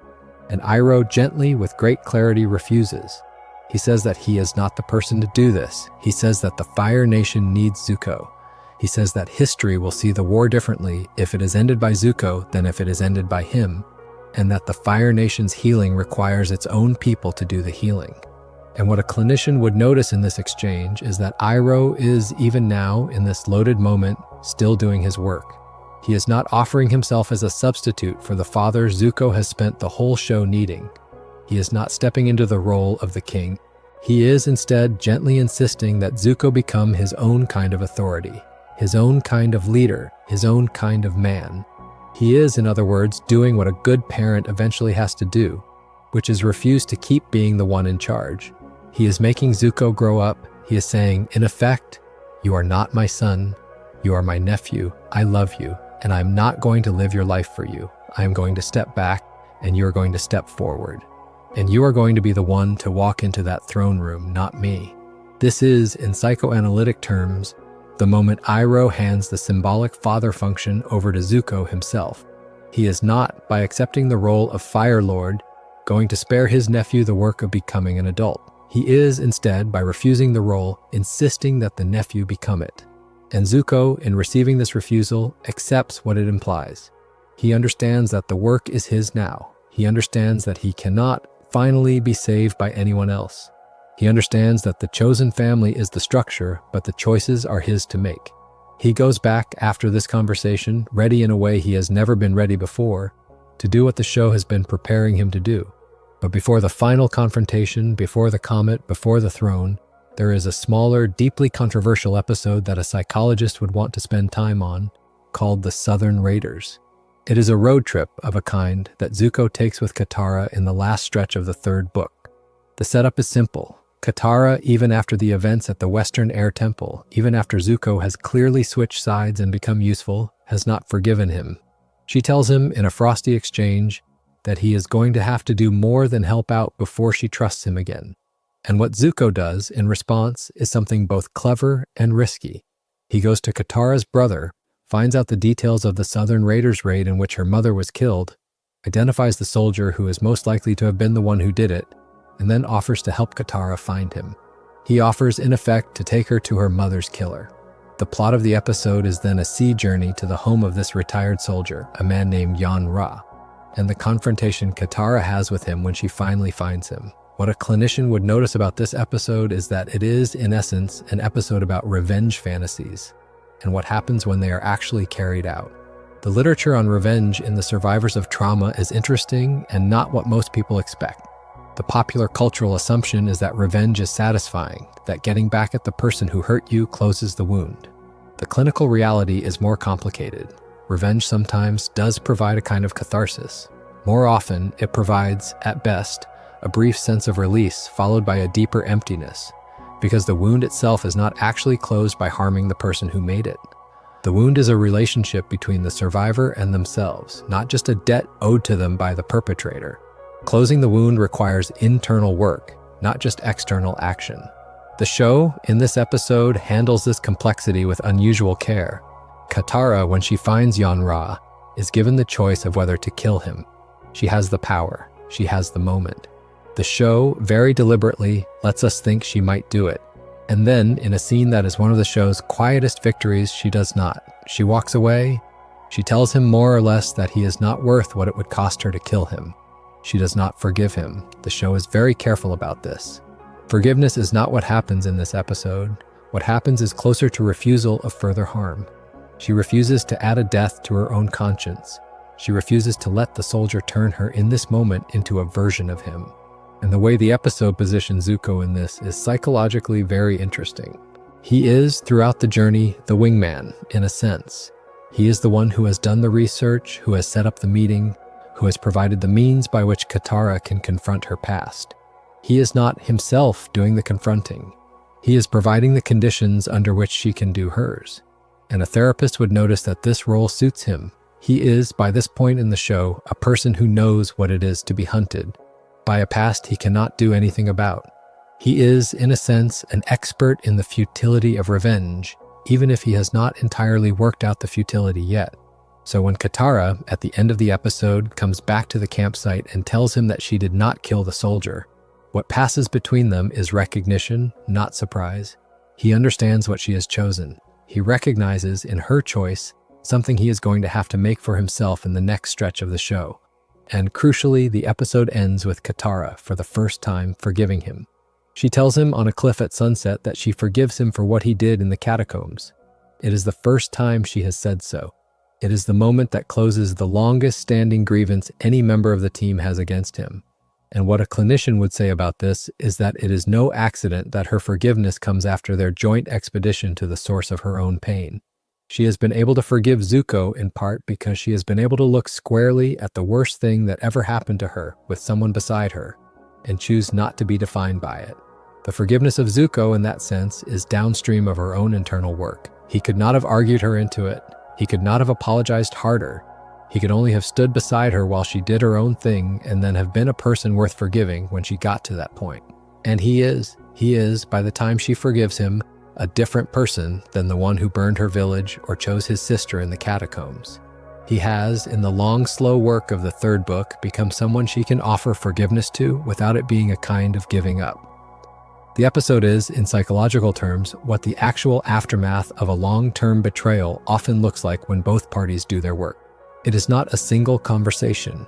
It is a series of demonstrations, a shared trip through difficult material, a willingness on the part of the wrong to look at her own wound, and a willingness on the part of the wrongdoer to be useful in the looking. The episode has been controversial in fan discussions over the years, partly because some viewers feel it lets Zuko off too easy, partly because others feel it asks Katara to do too much. But what a therapist would say is that it is one of the most realistic depictions of trauma-adjacent reconciliation in mainstream animation. It does not pretend that one good ride at sunset is going to fix everything. It pretends instead that the work of forgiveness is its own journey, that the person being forgiven does not get to dictate its timing, and that when forgiveness finally arrives, it arrives not as a gift, but as a consequence of work both parties have done. That is true in clinical practice much more often than any cleaner version would be. And then there is the comet. Sazan's comet, in the show's world, is the once-in-a-century event that supercharges firebending and that the Fire Lord is planning to use to incinerate the Earth Kingdom and bring the war to a final, devastating end. The third book has been building to this moment for many episodes, and when it arrives, the show splits its characters across multiple fronts. Aang is sent to confront Ozai himself in a long, philosophically rich confrontation that, for our purposes, is its own story. Sokka and Toph and Suki are dispatched to take down the airship fleet, and Zuko, against the original plan, decides at the last minute to go with Katara to the Fire Nation capital to face his sister Azula in what turns out to be the final Agni Kai of the show. Zuko's confrontation with Azula in this episode is, in the language of psychology, the conversation between siblings that the household they grew up in always made impossible. The two of them, alone in the courtyard of the palace, in the red light of the comet, are forced at last to face each other directly, without parents in the room, without the household structure that has kept them in their roles.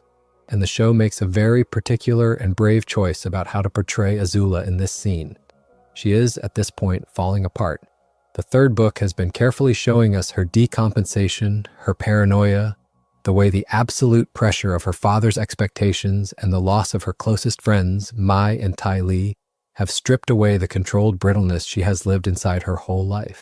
She has banished her servants, she has hallucinated her absent mother, she has in some scenes cried in a way she has never let herself cry before.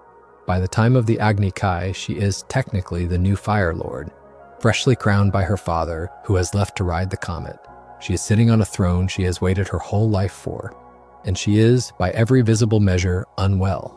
What a clinician would notice, looking at this scene, is that the show is doing something unusually honest about the cost of being the favorite child in a destructive family.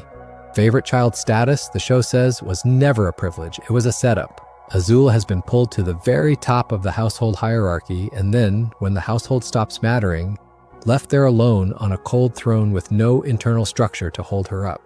The father she has been performing for is gone. The friends she has held in fear, not affection, are gone. And the brother who was her foil, her contrast, her bottom rung, is back, calmly, walking into the courtyard, ready to fight her on equal terms. Zuko, looking at her, sees this. He sees, before they fight, that his sister is not the unbeatable prodigy of his childhood, that she is, in fact, falling. And he offers, in his quiet way, what amounts to a kind of mercy. He gives her the Agni Kai, not to humiliate her, to allow her to feel that she is still, in some way, the kind of fighter she always took herself to be.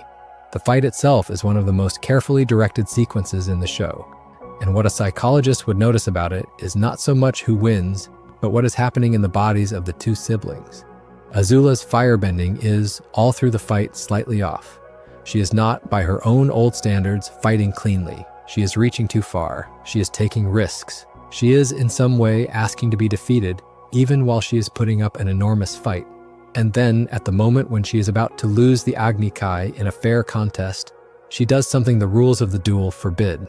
She fires a bolt of lightning, not at Zuko, but at Katara, who is watching from the side. The shot is dishonorable. It is, on the surface, a cynical move, a strike at the person she knows her brother values, a way of winning by hurting what he cares about. And what a therapist would say about that move is that it is a confession. Azula, at this point, is not capable of fighting and winning honorably because she is too far gone for honorable to mean anything to her. She can only win by breaking the rules of the relationship by, in essence, taking the boy who has finally found a chosen family and trying to destroy a member of that family in front of him. The shot is, psychologically, a sister's final desperate move to keep her brother in the role he used to occupy. The role of the disappointed, the role of the abandoned, the role of the person who lost everyone. Zuko, in response, does the most quietly heroic thing a child of his household could possibly do. He jumps. He puts his body between Azula's lightning and Katara. He takes the strike. He is, in that moment, doing something he has never been allowed to do in his life, which is choose to suffer in order to protect someone he loves. The household he grew up in was a place where suffering was something you received, not something you chose. He was burned as a child not because he protected anyone, but because his father needed to punish him. The trauma of his life is, in part, the trauma of having had pain done to him without consent. To choose pain in this courtyard in order to keep a friend safe is to reorganize the whole structure of his relationship to harm. It is the survivor, late in his story, taking back the meaning of his own body. What gets done to him is no longer the only kind of injury he can have. He can also choose to take an injury on purpose for someone he loves. The body, the show is saying, can be a shield as well as a target. And it is in this moment, this jump, that the new Zuko, the integrated Zuko, the Zuko who is finally not just a survivor but a person, is born. He hits the ground. He is alive but badly hurt. The lightning has scored across his chest, and Katara, water in hand with the spirit water she has carried since the first book gone, has to fight Azula herself. The show, in another careful choice, does not let Zuko deliver the final blow to his sister. He cannot. He is on the stones. He is, in a sense, retired from the role of the brother who must defeat the sister. Katara, who has no such history with Azula, finishes the fight by tricking her into ground that lets her bend water around her and freeze her in place. And the scene that closes the duel is, in my view, one of the most heartbreaking in the whole show. Azula, chained, is on the stones, weeping, screaming, raving, in a kind of psychological collapse that the show has been preparing for since the beginning of the third book. She is not a defeated villain. She is a broken sister. She is the child of the same household, finally at the bottom of the same fall her brother began at the start of the show. And Zuko, lying nearby, looks at her, and the show, very carefully, does not have him gloat. The camera holds his face as he watches her. He is, in the moment, in pain. He is wounded. He is also, the show wants you to see, sad.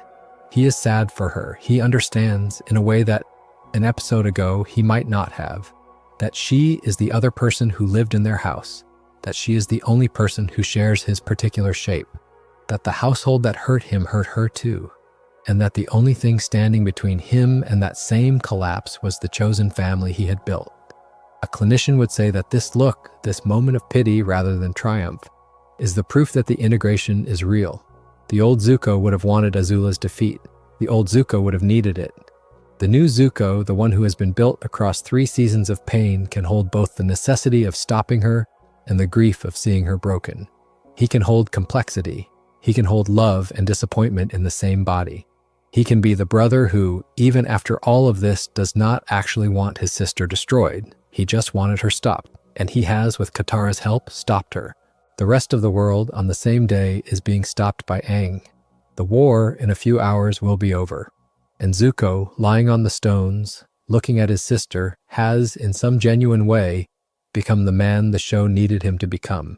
Not perfect, not healed, but integrated. Whole in the technical sense of containing all of the pieces he was always going to contain, including the ones he spent the first 2 books trying to deny. The coronation in the final episodes of the show is presented almost as a coda. Aang has defeated Ozai, removing his bending in a kind of spiritual judgment that is itself the topic of another conversation.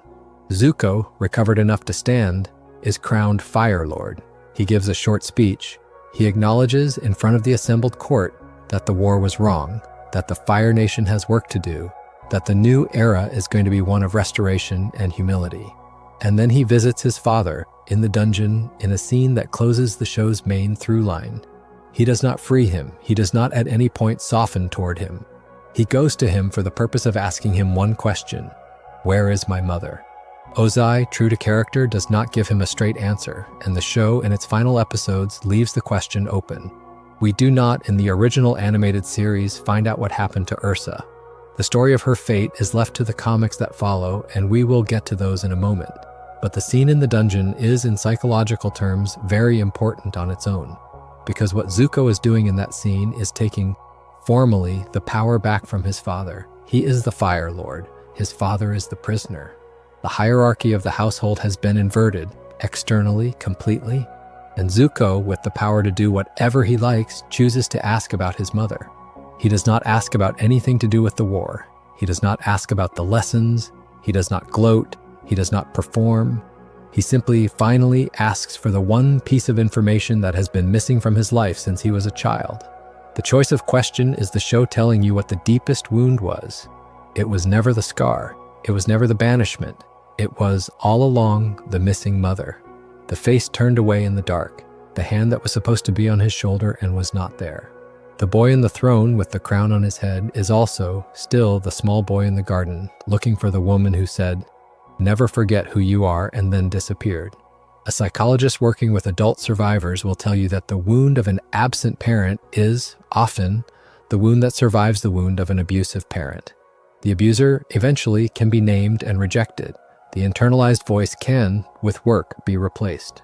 But the absence of the loving parent is a kind of hole that is harder to fill, because there is nothing to push against, only an empty space where there should have been someone. Zuko, even at the height of his power, even on the throne, with the comet over and the war won, is still missing his mother. And the show, by ending the original series on that question rather than on a triumphant family reunion, is being psychologically honest. The recovery, even after everything has gone right, is not complete. The wound has been integrated. It has not been erased. The boy will, in some way, always be looking for the woman who left. Now we have to step carefully out of the animated series and into the comics. The original show ended on the question of Ursa, and the writers of the show, working with the publisher Dark Horse Comics, followed the story into a series of graphic novels published in the years after the show ended. These comics, including a trilogy called The Promise and another trilogy called The Search, take Zuko's story forward into his early years as Fire Lord. They are, importantly, not part of the original animated series. They are a separate medium, a separate format, and at times a slightly different tone, and any honest reading of the character has to flag very clearly that what happens here is comic canon and not the canon of the original 3 books of the show. I want to handle this material lightly because the comics are a longer and more uneven body of work than the show, and because the show ends on a question that you are entitled to imagine in your own way.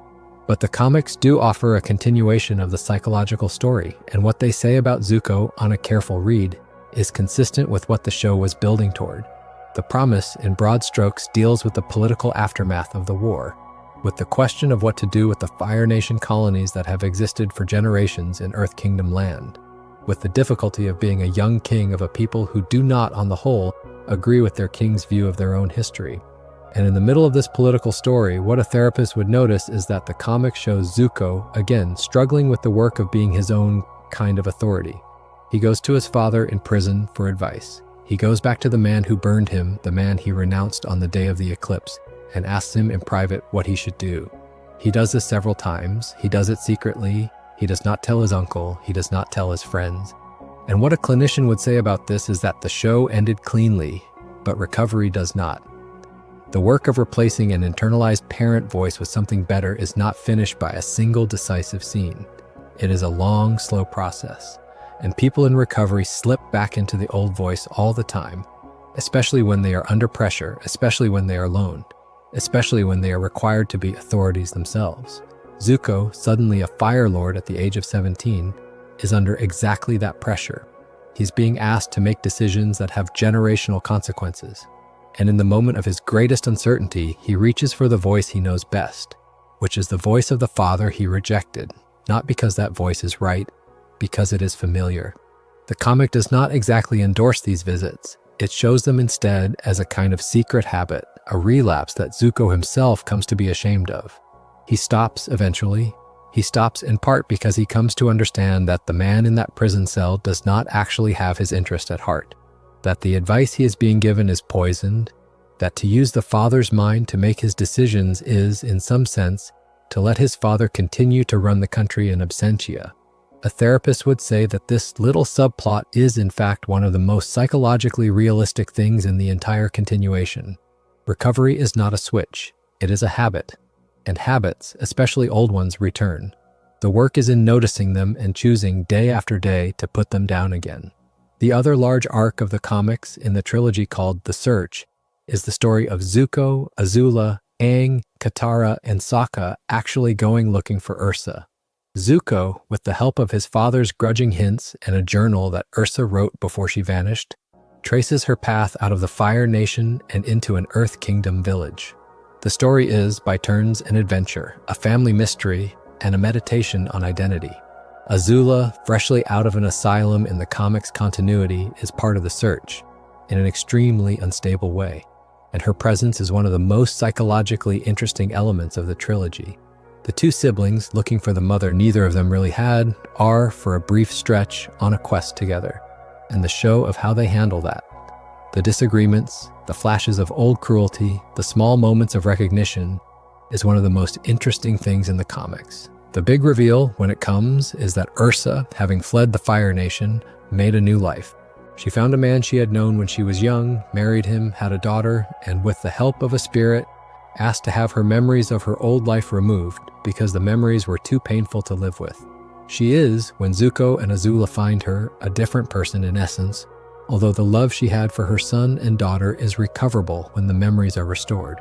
And what a psychologist would notice about this resolution is that it is, on the page, a kind of fairy tale answer to a question the show left open. It works as a story, it works as a closing of a wound in some ways, but it also raises, very honestly, a different kind of issue. Ursa, even when found, is not the mother Zuko remembers. She is a person who lived a life away from him for many years. She has built another family, she has loved other children. The reunion is real, but it is also tinged with the recognition that the absent parent, when found, is never exactly the parent the child imagined. They are, almost always, a person who has lived their own life in the missing years, and who, however much they loved you, was not, during all those years, available to you. The pain of an absent parent is, in part, the pain of all those days, and finding the parent does not give those days back. The comics handle this in their best moments with care. They do not pretend that Ursa coming back fixes everything.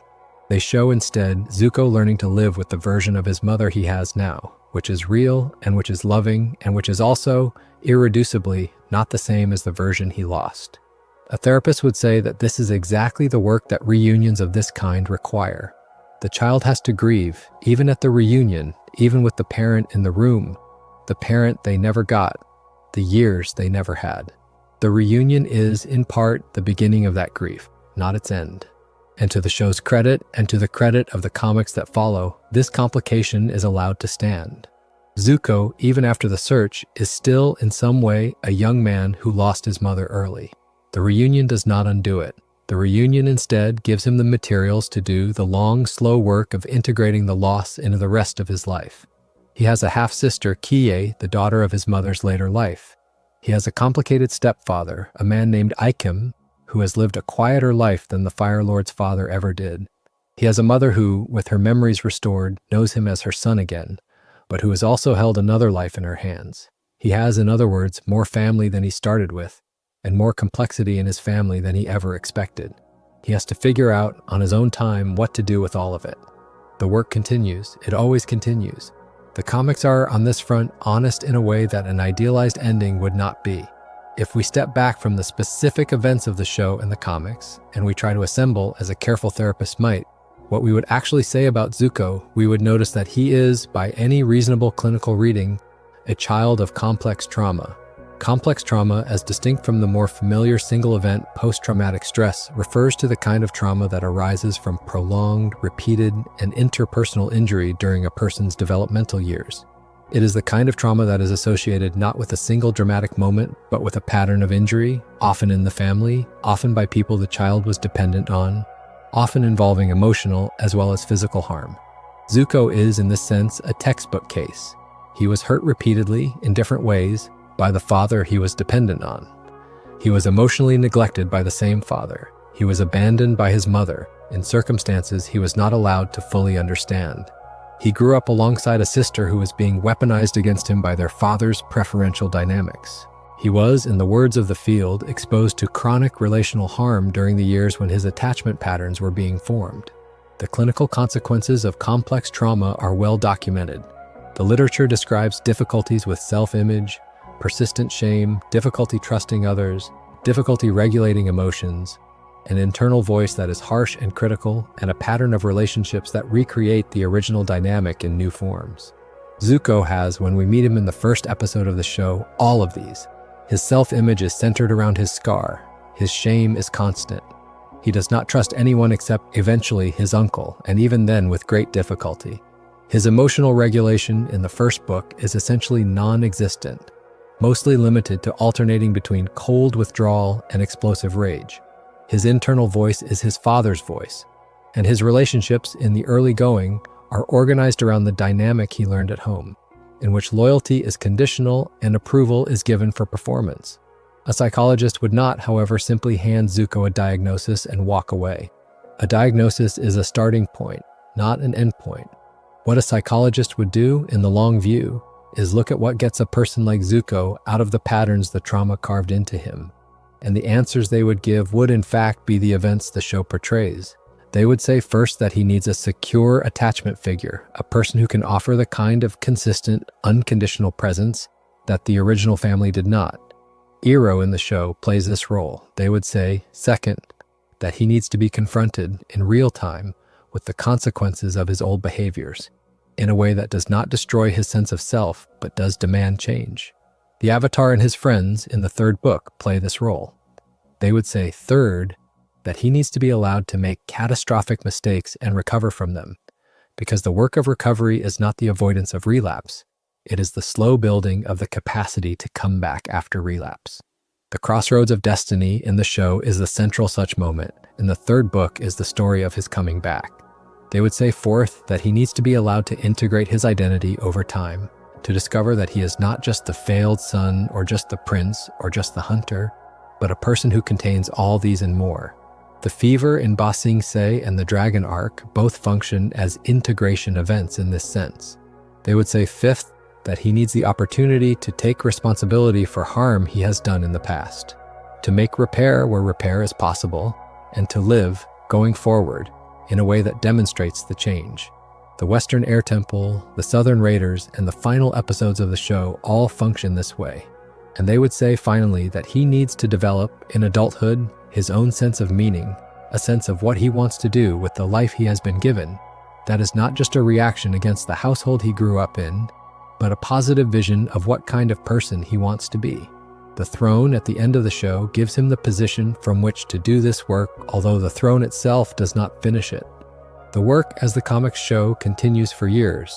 There is, in modern psychological terms, a name for this kind of long, slow story across decades of repair. It is sometimes called post-traumatic growth. The concept refers to the way that some survivors of profound trauma, with the right support and the right conditions, do not just recover toward where they were before the injury, but, in the long arc of their lives, grow past where they would have been without the injury. They become wiser, more compassionate, more able to hold complexity, more capable of love. They do not, the literature is careful to note, do this because the trauma was good. The trauma is never good. They do it despite the trauma, in spite of it, by doing the work the trauma made necessary. Zuko, at the end of the show, is on the path of post-traumatic growth. He is not, in the language of recovery, fully cured. He is not, in the language of life, done growing. But he is, in the language a therapist might quietly use to a colleague, doing very well. He is on the throne. He has friends. He has a chosen family. He has an uncle. He has a girlfriend whom he has had to work to be honest with. He has eventually his mother. He has a sister who is, complicatedly, still alive and still part of his life. He has, in short, a life. And the life he has is the life he chose for himself, against the strong gravitational pull of the life his father chose for him. That is, in any honest accounting, what recovery from complex trauma actually looks like at its best. A word about Mai, because Zuko's relationship with her, which the show sketches more lightly than his relationships with his uncle or with his sister, is in some ways the most quietly important indicator of where he ends up emotionally. Mai is, when we first meet her in the second book, the friend of Azula. She is one of 2 girls Azula recruits to help track Zuko down in his exile and bring him home, the other being Ty Lee. She is, by the show's character design and by her own self-presentation, almost defiantly emotionally restrained. She speaks in a monotone. She does not, on the surface, show much. The other characters joke about how little she expresses, and she absorbs the teasing without changing. And what a clinician would notice, looking at her, is that she is, in a different way, also a child of a household that did not let her have her own feelings. Her parents, the show tells us in small details, were ambitious functionaries who wanted their daughter to be seen and not heard, and so she became, by adulthood, a person whose emotions live mostly underneath a fixed surface. She is, in clinical terms, a person who has organized her presentation around the avoidance of vulnerability and who has done so in a different style than Zuko, who manages the same avoidance through anger. They are, in a sense, 2 avoidance styles that fit together, 2 strategies for surviving controlling households that, when put next to each other, give each person a particular kind of cover. Mai is safe for Zuko, in part, because she does not pry. She does not demand explanations. She does not insist on emotional fluency. She lets him have his moods. And Zuko is safe for Mai, in part, because he understands restraint, because he does not, in the early days, push her to be more expressive than she is, because he too knows what it is to keep a lot inside. So when, in the third book, the 2 of them are briefly together in the Fire Nation Palace, before Zuko's defection, the relationship works in the same restrained register. They lie in the sun, they share quiet meals, they do not, on screen, have many big conversations. And it is precisely because the relationship is built on this kind of mutual restraint that Zuko's departure, the morning of the eclipse, is so devastating for Mai. He does not tell her in person, he leaves her a letter. A letter, in psychological terms, is the choice of a person who is afraid that the actual conversation will involve emotions he does not know how to manage. He is, in part, protecting himself. And Mai, when she reads the letter, responds with what is, for her, an enormous emotional gesture. She betrays Azula at the Boiling Rock, choosing Zuko's escape, choosing his life and the lives of his friends over her loyalty to her old friend. She says, in that moment, a line that the show treats as an emotional climax for her character, that she loves Zuko more than she fears Azula. And what a therapist would notice is that this is, for Mai, the moment when she finally has to come out of her own avoidance, has to choose openly, has to declare a feeling. The cost of Zuko's choice, of leaving her with a letter, is that she has to grow up too. She has to find out what she actually feels and act on it, which is a kind of work she has spent her life avoiding. Both of them, in the third book and beyond, are doing similar developmental work, learning, late but really, how to be present with someone and let themselves be seen. The relationship is not, in the comics and in what we see of their adult lives, a fairy tale. They struggle, they break up, they get back together, they navigate the difficulty of being in love with a person who, like you, has armored themselves against love for years. But what is interesting, from a psychological point of view, is that the relationship survives the kind of mistakes that, in a less developed pairing, would have killed it. They keep showing up for each other. They keep trying. They keep doing the thing that intimate adult relationships require, which is to keep being honest about the work that is still in progress. A clinician would say that this kind of relationship, the kind in which 2 people who have both been wounded in similar ways, slowly learn to be present with each other without either fixing or fleeing, is exactly the kind of late developmental relationship that survivors of complex trauma need in order to keep growing. Iroh is the secure base. Friends are the chosen family. But a partner is, in the long run, the relationship that asks the most of you and gives the most back. And the show is honest about how hard that is and how worth doing. Mai is, in this sense, not just a love interest in the standard television sense. She is, in the language of psychology, the relational laboratory in which Zuko learns what intimacy, sustained over years, actually requires. We should also talk before we close about anger, because anger is the emotion that has, on the surface, defined Zuko for so much of the show, and because what happens to his anger across the run of the series is itself a clinical story. In the first book, his anger is more or less unregulated. He shouts, he destroys property, he lights things on fire, he loses control of himself in important moments. In the second book, his anger is starting to be turned inward, becoming a more depressive shape, becoming sleeplessness and irritability and the slow withdrawal of his interest in things. In the third book, after the eclipse, his anger is becoming something else again, something more focused, more selective, more available to him. He is still, by any reasonable standard, an angry young man at the end of the show. He is not, in the language of recovery, finished with his anger.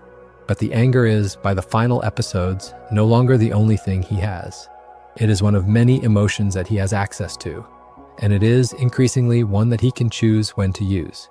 A therapist would call this the development of emotion regulation, the capacity to feel a feeling without being driven by it, the capacity to have an emotion without acting it out. Zuko, by the end of the show, has developed enough of this capacity that you can see in his face, in many scenes, the difference between the boy who would have lashed out and the young man who is, instead, holding the feeling, processing it, choosing his response. The most beautiful version of this is in the scenes with his father after the war, where Zuko, by any psychological accounting, has every right to rage at the man who burned him. He does not. He sits across from his father with the prison bars between them, and he is, instead, controlled.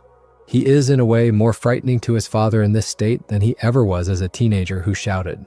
Because the controlled adult is the adult who has put down the tool set his father gave him and picked up a different one. Ozai, when his son sits across from him in calm, can no longer get under his skin in the old way. The hooks have been removed. The anger is no longer the dominant frequency on which Zuko broadcasts. He has other frequencies now. And what a clinician would notice is that the development of this capacity is, in the show's portrayal, a slow process that involves all the elements we have been talking about. It involves Iroh's patience. It involves the integration of the fever. It involves the verdict reversal of the eclipse. It involves the work of repair with the Avatar and his friends. It involves the dragon arc. It involves the Agni Kai. It involves the long, slow accumulation of moments in which Zuko learned, painfully, that there were other emotions besides anger that he was allowed to have. The literature on emotion regulation often describes this kind of development as a project of expanding the felt vocabulary. People who have grown up in homes that punished most emotions usually emerge with a narrow felt vocabulary, sometimes just 2 or 3 feelings they can name and act on. The work of recovery is to expand the vocabulary, to recover access to grief, which has often been buried under anger, to recover access to tenderness, which has often been hidden under sarcasm, to recover access to fear, which has often been masked by aggression. Zuko's story, viewed as a long project, is the project of expanding his felt vocabulary from a narrow few to a much wider range. By the time he is on the throne, he has access to grief, to tenderness, to fear, to pity, to joy, to humor of a kind he never showed in the first book. He is, by the standards of any modern emotional development model, a much fuller person than he was when we met him. And anger, in this fuller person, is one color among many, no longer the dominant tone. The show, in this, does something that even a lot of adult drama struggles with, which is to actually portray the slow widening of a person's emotional range over time, in a way that feels earned. Zuko does not get a montage in which he learns to feel things. He gets dozens of small scenes across 3 seasons in which his face changes very slightly in response to a new kind of moment. By the end, those small changes have added up to something visible.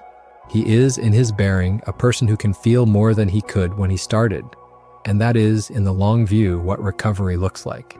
There is, of course, a longer life for Zuko outside of the show and the comics, in the sequel series The Legend of Korra, where an elderly Zuko appears, decades after the events of the original story, as a former Fire Lord who has retired and is helping his daughter Izumi rule the nation. We do not see a lot of him. He is briefly part of the plot of the 3rd season. He is shown traveling on a dragon.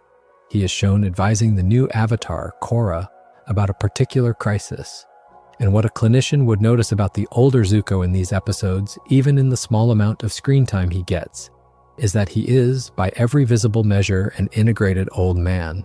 He is quiet, he is patient, he is funny in a dry way in some scenes. He shows none of the fevered intensity of his teenage years.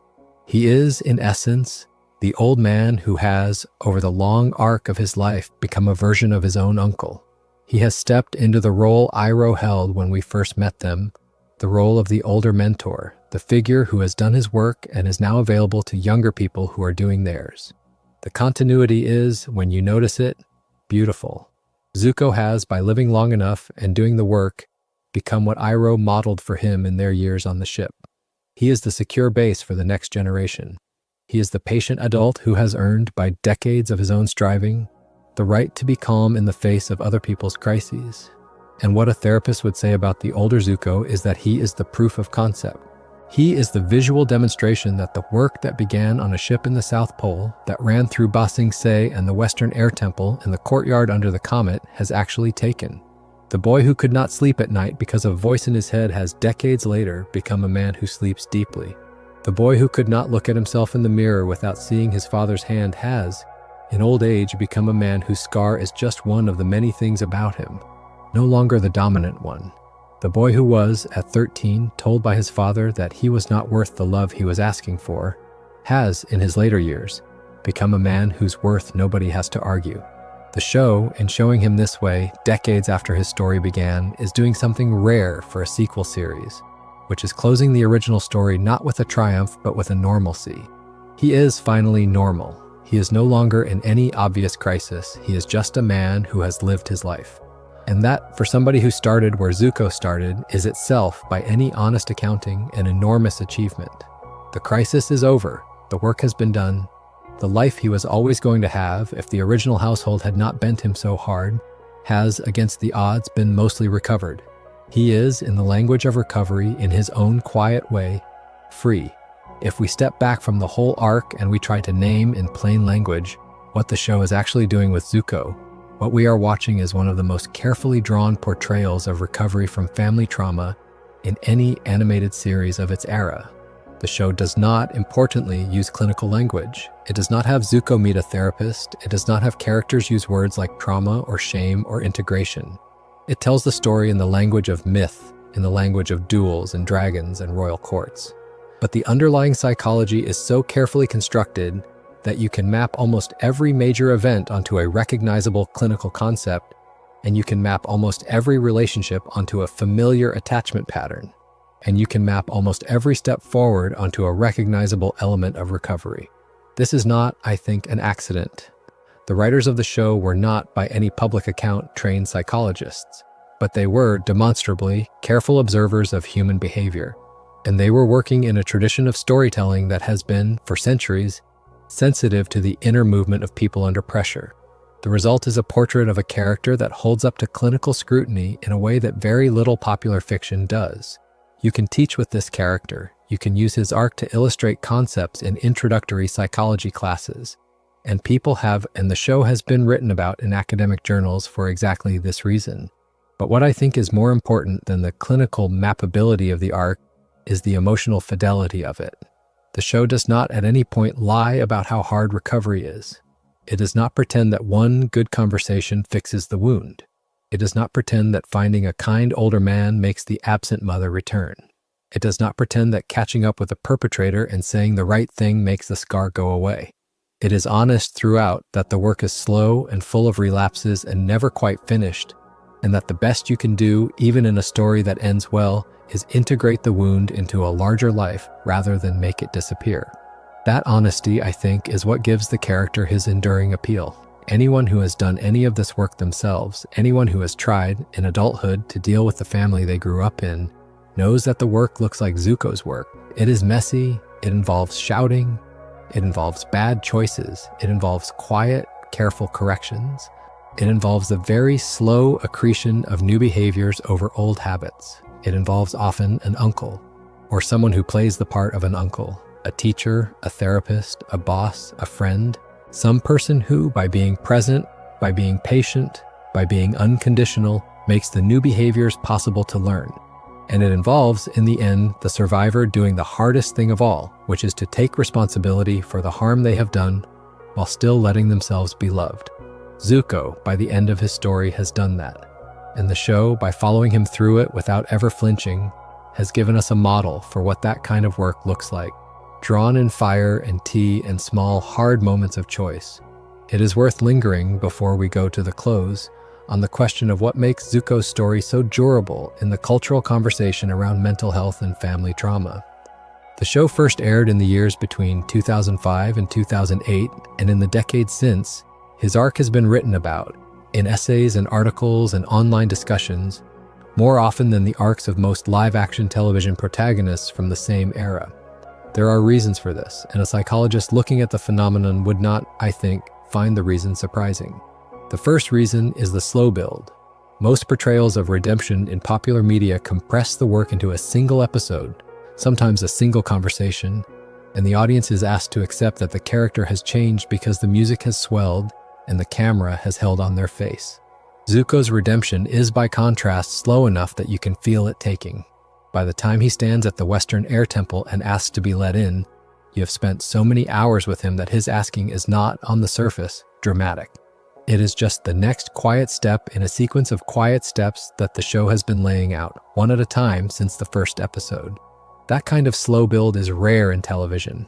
It is, as it happens, also closer to what real change looks like, in real lives, in real recoveries. People who have done this work themselves recognize in Zuko the rhythm of their own change. They recognize the false starts, the bad choices, the moments of regression, the painful work of repair. The story feels true because it moves at the pace truth tends to move at, which is slow. The second reason is the unflinching depiction of how much it costs. Zuko's growth is not a glow-up. He does not, in the middle of the third book, suddenly become a chill, friendly, well-adjusted teen who is fun at parties. He remains, by personality, a serious, intense, somewhat awkward young man who is bad at jokes and who struggles to make small talk and who feels things more than he knows how to express. The show does not punish him for being himself. It just lets him grow in his own awkward style into a fuller version of himself. The result is a portrayal of recovery that does not promise the viewer that change will erase their personality. It promises instead that change will let their personality have access to more of itself. That is a much more honest and much more sustainable promise. The third reason is the role of the supporting figures. Iroh is, by general consensus, one of the best parental mentors in animation. But the show does not let him be a magical solution. The show shows him struggling, getting frustrated, sometimes failing to reach his nephew, and then trying again the next day. The realism of Iroh is part of what makes the recovery feel earned. He is not a wise sage from a parallel dimension who descends with the answers. He is a grieving old man, working with what he has, doing his best to keep showing up. The fact that the supporting figure is fallible is part of what makes the relationship believable. Real recovery is not assisted by perfect helpers. It is assisted by good enough helpers who are persistent enough to outlast the survivor's defenses. The fourth reason, and this is the one I would emphasize to anyone watching the show as an adult, is that Zuko's story is functionally a story about a teenager. He is 13 when the show's main injury happens. He is around 16 when we meet him. He is around 17 by the end of the original series. He is, throughout the show, a person doing this enormous developmental work as a young person in a young person's body with a young person's incomplete brain in a young person's social context. And the show takes this seriously. It does not write him as a small adult. It writes him as a teenager who is being asked to do the work that, in healthier lives, gets distributed across decades. He has to mature very quickly. He has to make choices he is not really old enough to be making. He has to face consequences that no person his age should be expected to face. And what a clinician would notice is that this is, unfortunately, also true of a lot of real teenagers in the world who come from households like his. Children who grow up in dangerous homes do not get to defer their developmental work to a more convenient time. They do it young, they do it badly sometimes because they have to do it before they have the equipment. They do it under pressure. The show, in centering Zuko's recovery in a teenage body, is being honest about the way that many real survivors actually live this work. They do not wait until they are 40, they do it at 15, at 17, at 20, while also trying to be teenagers, while also trying to figure out who they are, while also trying to survive whatever's in front of them on any given day. That is, on a societal level, one of the harder things to look at, and the show is willing to look at it. The fifth reason, and the last one I will name here, is the show's refusal to declare him done. It would have been very easy in the final episode to give Zuko the speech in which he announces he is healed, in which he tells the audience that the work is over, in which the music swells and the page turns to a clean future. The show does not do that. The show, at the end, gives him a coronation, gives him a brief speech in which he is humble about the work ahead, gives him a private scene with his father in which he is honest about the things he still does not know. And then it goes into the comics, which insists that he still has work to do, and into Legend of Korra, which shows him as an old man who has, in the long run, done the work, and which is honest that doing the work takes the whole rest of your life. That refusal to declare him done, that insistence that recovery is a project of decades rather than a moment of insight, is the show's deepest psychological honesty. It is also, for many viewers, the thing that gives them the most permission. If Zuko's work is not finished at the end of the show, then your own work, the viewer's work, does not have to be finished either. You are allowed, the show is saying, to still be in process. You're allowed to be doing this work in your 50s, in your 60s, in your 70s. You're allowed to slip back into old patterns and to come back from them. You're allowed to be, like Zuko, perpetually in the middle of becoming a fuller version of yourself. That permission, I think, is part of why the character has stayed alive in the cultural conversation. He does not promise the viewer that recovery is fast.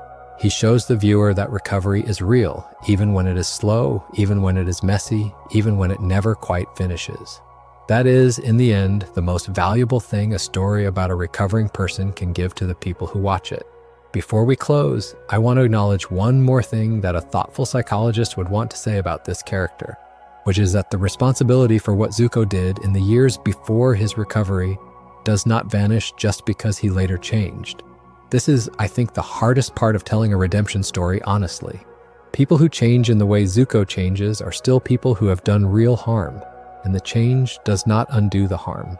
The villages Zuko burned, or helped burn, are still burned. The avatar he hunted is still a child who spent years being hunted.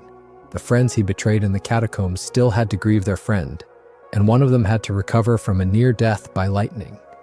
The work of repair that Zuko does in the third book is real, and it matters, and it is the right work for him to be doing. But it does not, the show is careful to imply, retroactively make the original harm not have happened. A clinician working with survivors of harm caused by recovering people, with the people who were hurt in the years before the perpetrator changed, would say that this is one of the most painful parts of the story. The people you hurt are entitled to feel about you what they feel about you, even after you change. They are entitled to forgive you, but they are also entitled to not forgive you, and the change does not give the perpetrator the right to demand a particular response from the people they harmed. The show very wisely has Katara take a long time to forgive Zuko, and the lateness of that forgiveness is part of what makes it meaningful when it finally arrives. She did not have to give it to him on his schedule. He had to wait, and to keep doing the work, and to keep being available, and to keep not pressuring her, and to keep accepting that she might never give it to him. And then, on her own time, in her own way, having done her own work, she chose to give it to him. That is the model in the show for what real interpersonal repair looks like when it works. The perpetrator is patient. The wrong party is not rushed. The relationship rebuilds at the pace it can. And the change in the perpetrator is, in itself, not the point. The point is the slow restoration of trust between two people on terms that respect what the wronged party needs. A therapist would say, finally, that this is also true for people watching the show and thinking about their own lives. If you are a person who has been hurt by someone in your family, by someone you grew up with, by someone who is now, in their own life, doing better, you are not obligated to forgive them on their schedule. You can wait. You can take your time. You can never get there if that is what your honesty says. The work the other person is doing is their work. Your work is your own. The two pieces of work meet when they meet in their own time. The show, in being careful about this, gives permission to all the viewers who are not themselves on the verge of forgiveness, who have not yet been ready to give it, who may never be ready to give it. They are allowed to not be ready. They are allowed to do their own work first. That is, in my view, one of the quietly bravest things the show ever does. It takes the side of the wronged as well as the wrongdoer. It does not, in its enthusiasm for Zuko's recovery, forget the people who had to live through the years when he was still hurting them. So after all of this, after the scar and the father and the mother and the sister and the uncle and the hunt and the mask and the fever and the catacombs and the eclipse and the temple and the dragons and the road trip, and the comet and the throne and the search and the long life that follows. What would a psychologist actually say about Zuko? I think they would say, first, that he is one of the most carefully written portraits of a person trying to recover from a destructive family that has appeared in mainstream storytelling in their lifetime. They would say, second, that his story is a useful map for those who need a map of what the work looks like in practice. The presence of a secure base, the slow accumulation of corrective relational experiences, the willingness to confront eventually the original sources of harm, the integration of disowned parts of the self, the repair, where possible, with the people who were hurt, the acceptance that the work is never quite finished and that the person who is doing the work is allowed, nevertheless, to live a full life in the middle of it. They would say, third, that the character is a reminder, particularly to people who came out of households like his, that the verdict their original family issued on them was, in all likelihood, wrong. The boy whose father called him a coward grew up to be a person whose courage saved several lives. The boy whose father said he had no honor grew up to be the Fire Lord who ended the war. The boy whose mother said never forget who you are grew up to spend his whole life figuring out who that was, against the strong pull of everyone in his family trying to tell him otherwise. And he did it. He found himself. He built a life out of the wreckage. He earned, by decades of patient work, the right to sit in old age on a quiet evening and look back at the boy he was and feel for him something like the affection a good father might feel for a difficult son. The full life of Zuko, taken end to end, is the answer the show gives to the question of whether anyone can really come back from where he started. And the answer the show gives, in the slow, patient way it gives most of its answers, is yes. With help, with time, with work, with luck, with an uncle, with friends, with moments of choice, with many failures and many small returns, with a willingness to keep coming back to the question. The answer is, against the odds, yes. Settle in for the last few minutes, because we are going to step back and look at this whole arc the way you look at a long landscape from the top of a hill at the end of a walk. Avatar, The Last Airbender, when it aired across the middle years of the 2000s, was not, on paper, supposed to be a show that taught its audience about post-traumatic growth. It was an animated adventure series on a children's network, sold on the basis of its bending and its world-building and its plucky young avatar. And yet what it turned out to be, for an enormous number of viewers, was something more like a slow, careful, 3-season meditation on what it means to be a young person trying to grow out of a household that hurt you. The show is now widely considered one of the best animated series of its era, and by many critics, one of the best animated series ever produced in North America. Its reputation has only grown in the years since it ended, and a meaningful part of that durability is, by my reading, the character of Zuko. He is the engine of the show's emotional center. He is the figure who carries the audience through the longest arc, the most painful internal conflict, the slowest change. When viewers come back to the show years later, and many do, in part because the streaming services keep bringing it back, they often come back in part for him. They come back because they recognize, with the perspective of their own adult lives, that they did not, on the first viewing, understand how much of his story was about them. They come back because they have done their own version of his work in the years between viewings, and they want to see, again, the boy who did it slowly, on screen, in fire, with an uncle making him tea. They come back, in some cases, because they need a reminder that the work was worth it. They come back because the show, in its long, slow, patient way, told them something that few stories tell them, which is that they are allowed to keep changing. They are allowed to keep growing. They are allowed to come from a household like the one they came from and become a person who outlives the household's verdict. The show ends, in its final scene, with the group gathered in a tea shop in Ba Sing Se, owned by Iroh, with the war over and the future, in some sense, theirs to write. Zuko is there. He is laughing. He is, for one of the rare times in the entire show, fully at ease in the middle of his friends. The camera holds on the scene, and then it pulls back, and the show is over. And what a psychologist would say about that final image is that it is the visual answer to the question the show has been asking from the beginning. The boy who was burned by his father, in the end, is allowed to laugh in a tea shop with his friends. He is allowed to be in a room of people who love him. He is allowed to be himself. He has, by the end, earned that. He has, by the end, learned how to receive it. That is, in any honest accounting, what a good ending to a recovery story looks like. Not a triumph, not a cure, a laugh in a tea shop with the people you have chosen to love. If you are still here with me, if you have stayed all the way to this last quiet stretch, I want to thank you for sitting with this character for so long. I have, in the writing of this, found myself thinking about how much of him is, in some way, in all of us, and about how much there is to learn from the slow, patient way the writers handled his story. He is not, in the end, an exotic figure from a fantasy world. He is, in his structure, a familiar one. He is the older brother who got the worst of the household. He is the friend whose family is not quite what it looks like from outside. He is the partner who keeps almost letting himself be loved and then pulling back. He is the colleague who is, on close inspection, doing very long-term work that you cannot see. He is, in short, a lot of people. And the show, by letting his story take the time it takes, has given those people a kind of mirror that they can come back to on long evenings when they need to remember that they are allowed to keep going. The fire on his face is not, in the end, the most important thing about him. The most important thing about him is what he did with it. He did, slowly, in his teenage years, with help, what most of us spend our whole lives trying to do. He learned to be the author of his own life against the verdict of the people who first held him. He learned to be loved without performing for it. He learned to love other people without trying to control them. He learned, eventually, to be loved by a parent again in a quieter, sadder, more complicated form than the original house had offered him.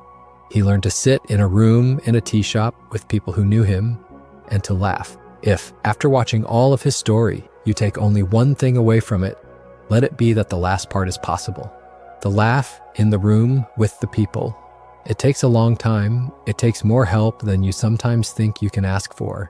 It takes the willingness to make terrible mistakes and to come back from them. It takes, often, an uncle, but it is, against every voice in your head that tells you otherwise, available. The boy in the courtyard, the boy with the burned face, the boy who could not sleep, the boy who hunted a child across half a world because he could not bear to look at himself, even he, in the end, gets to sit in a tea shop and laugh. So let his story rest beside you for a moment. Let the rest of the night be quiet. If you enjoyed the video, make sure to subscribe, and I'll see you in the next one.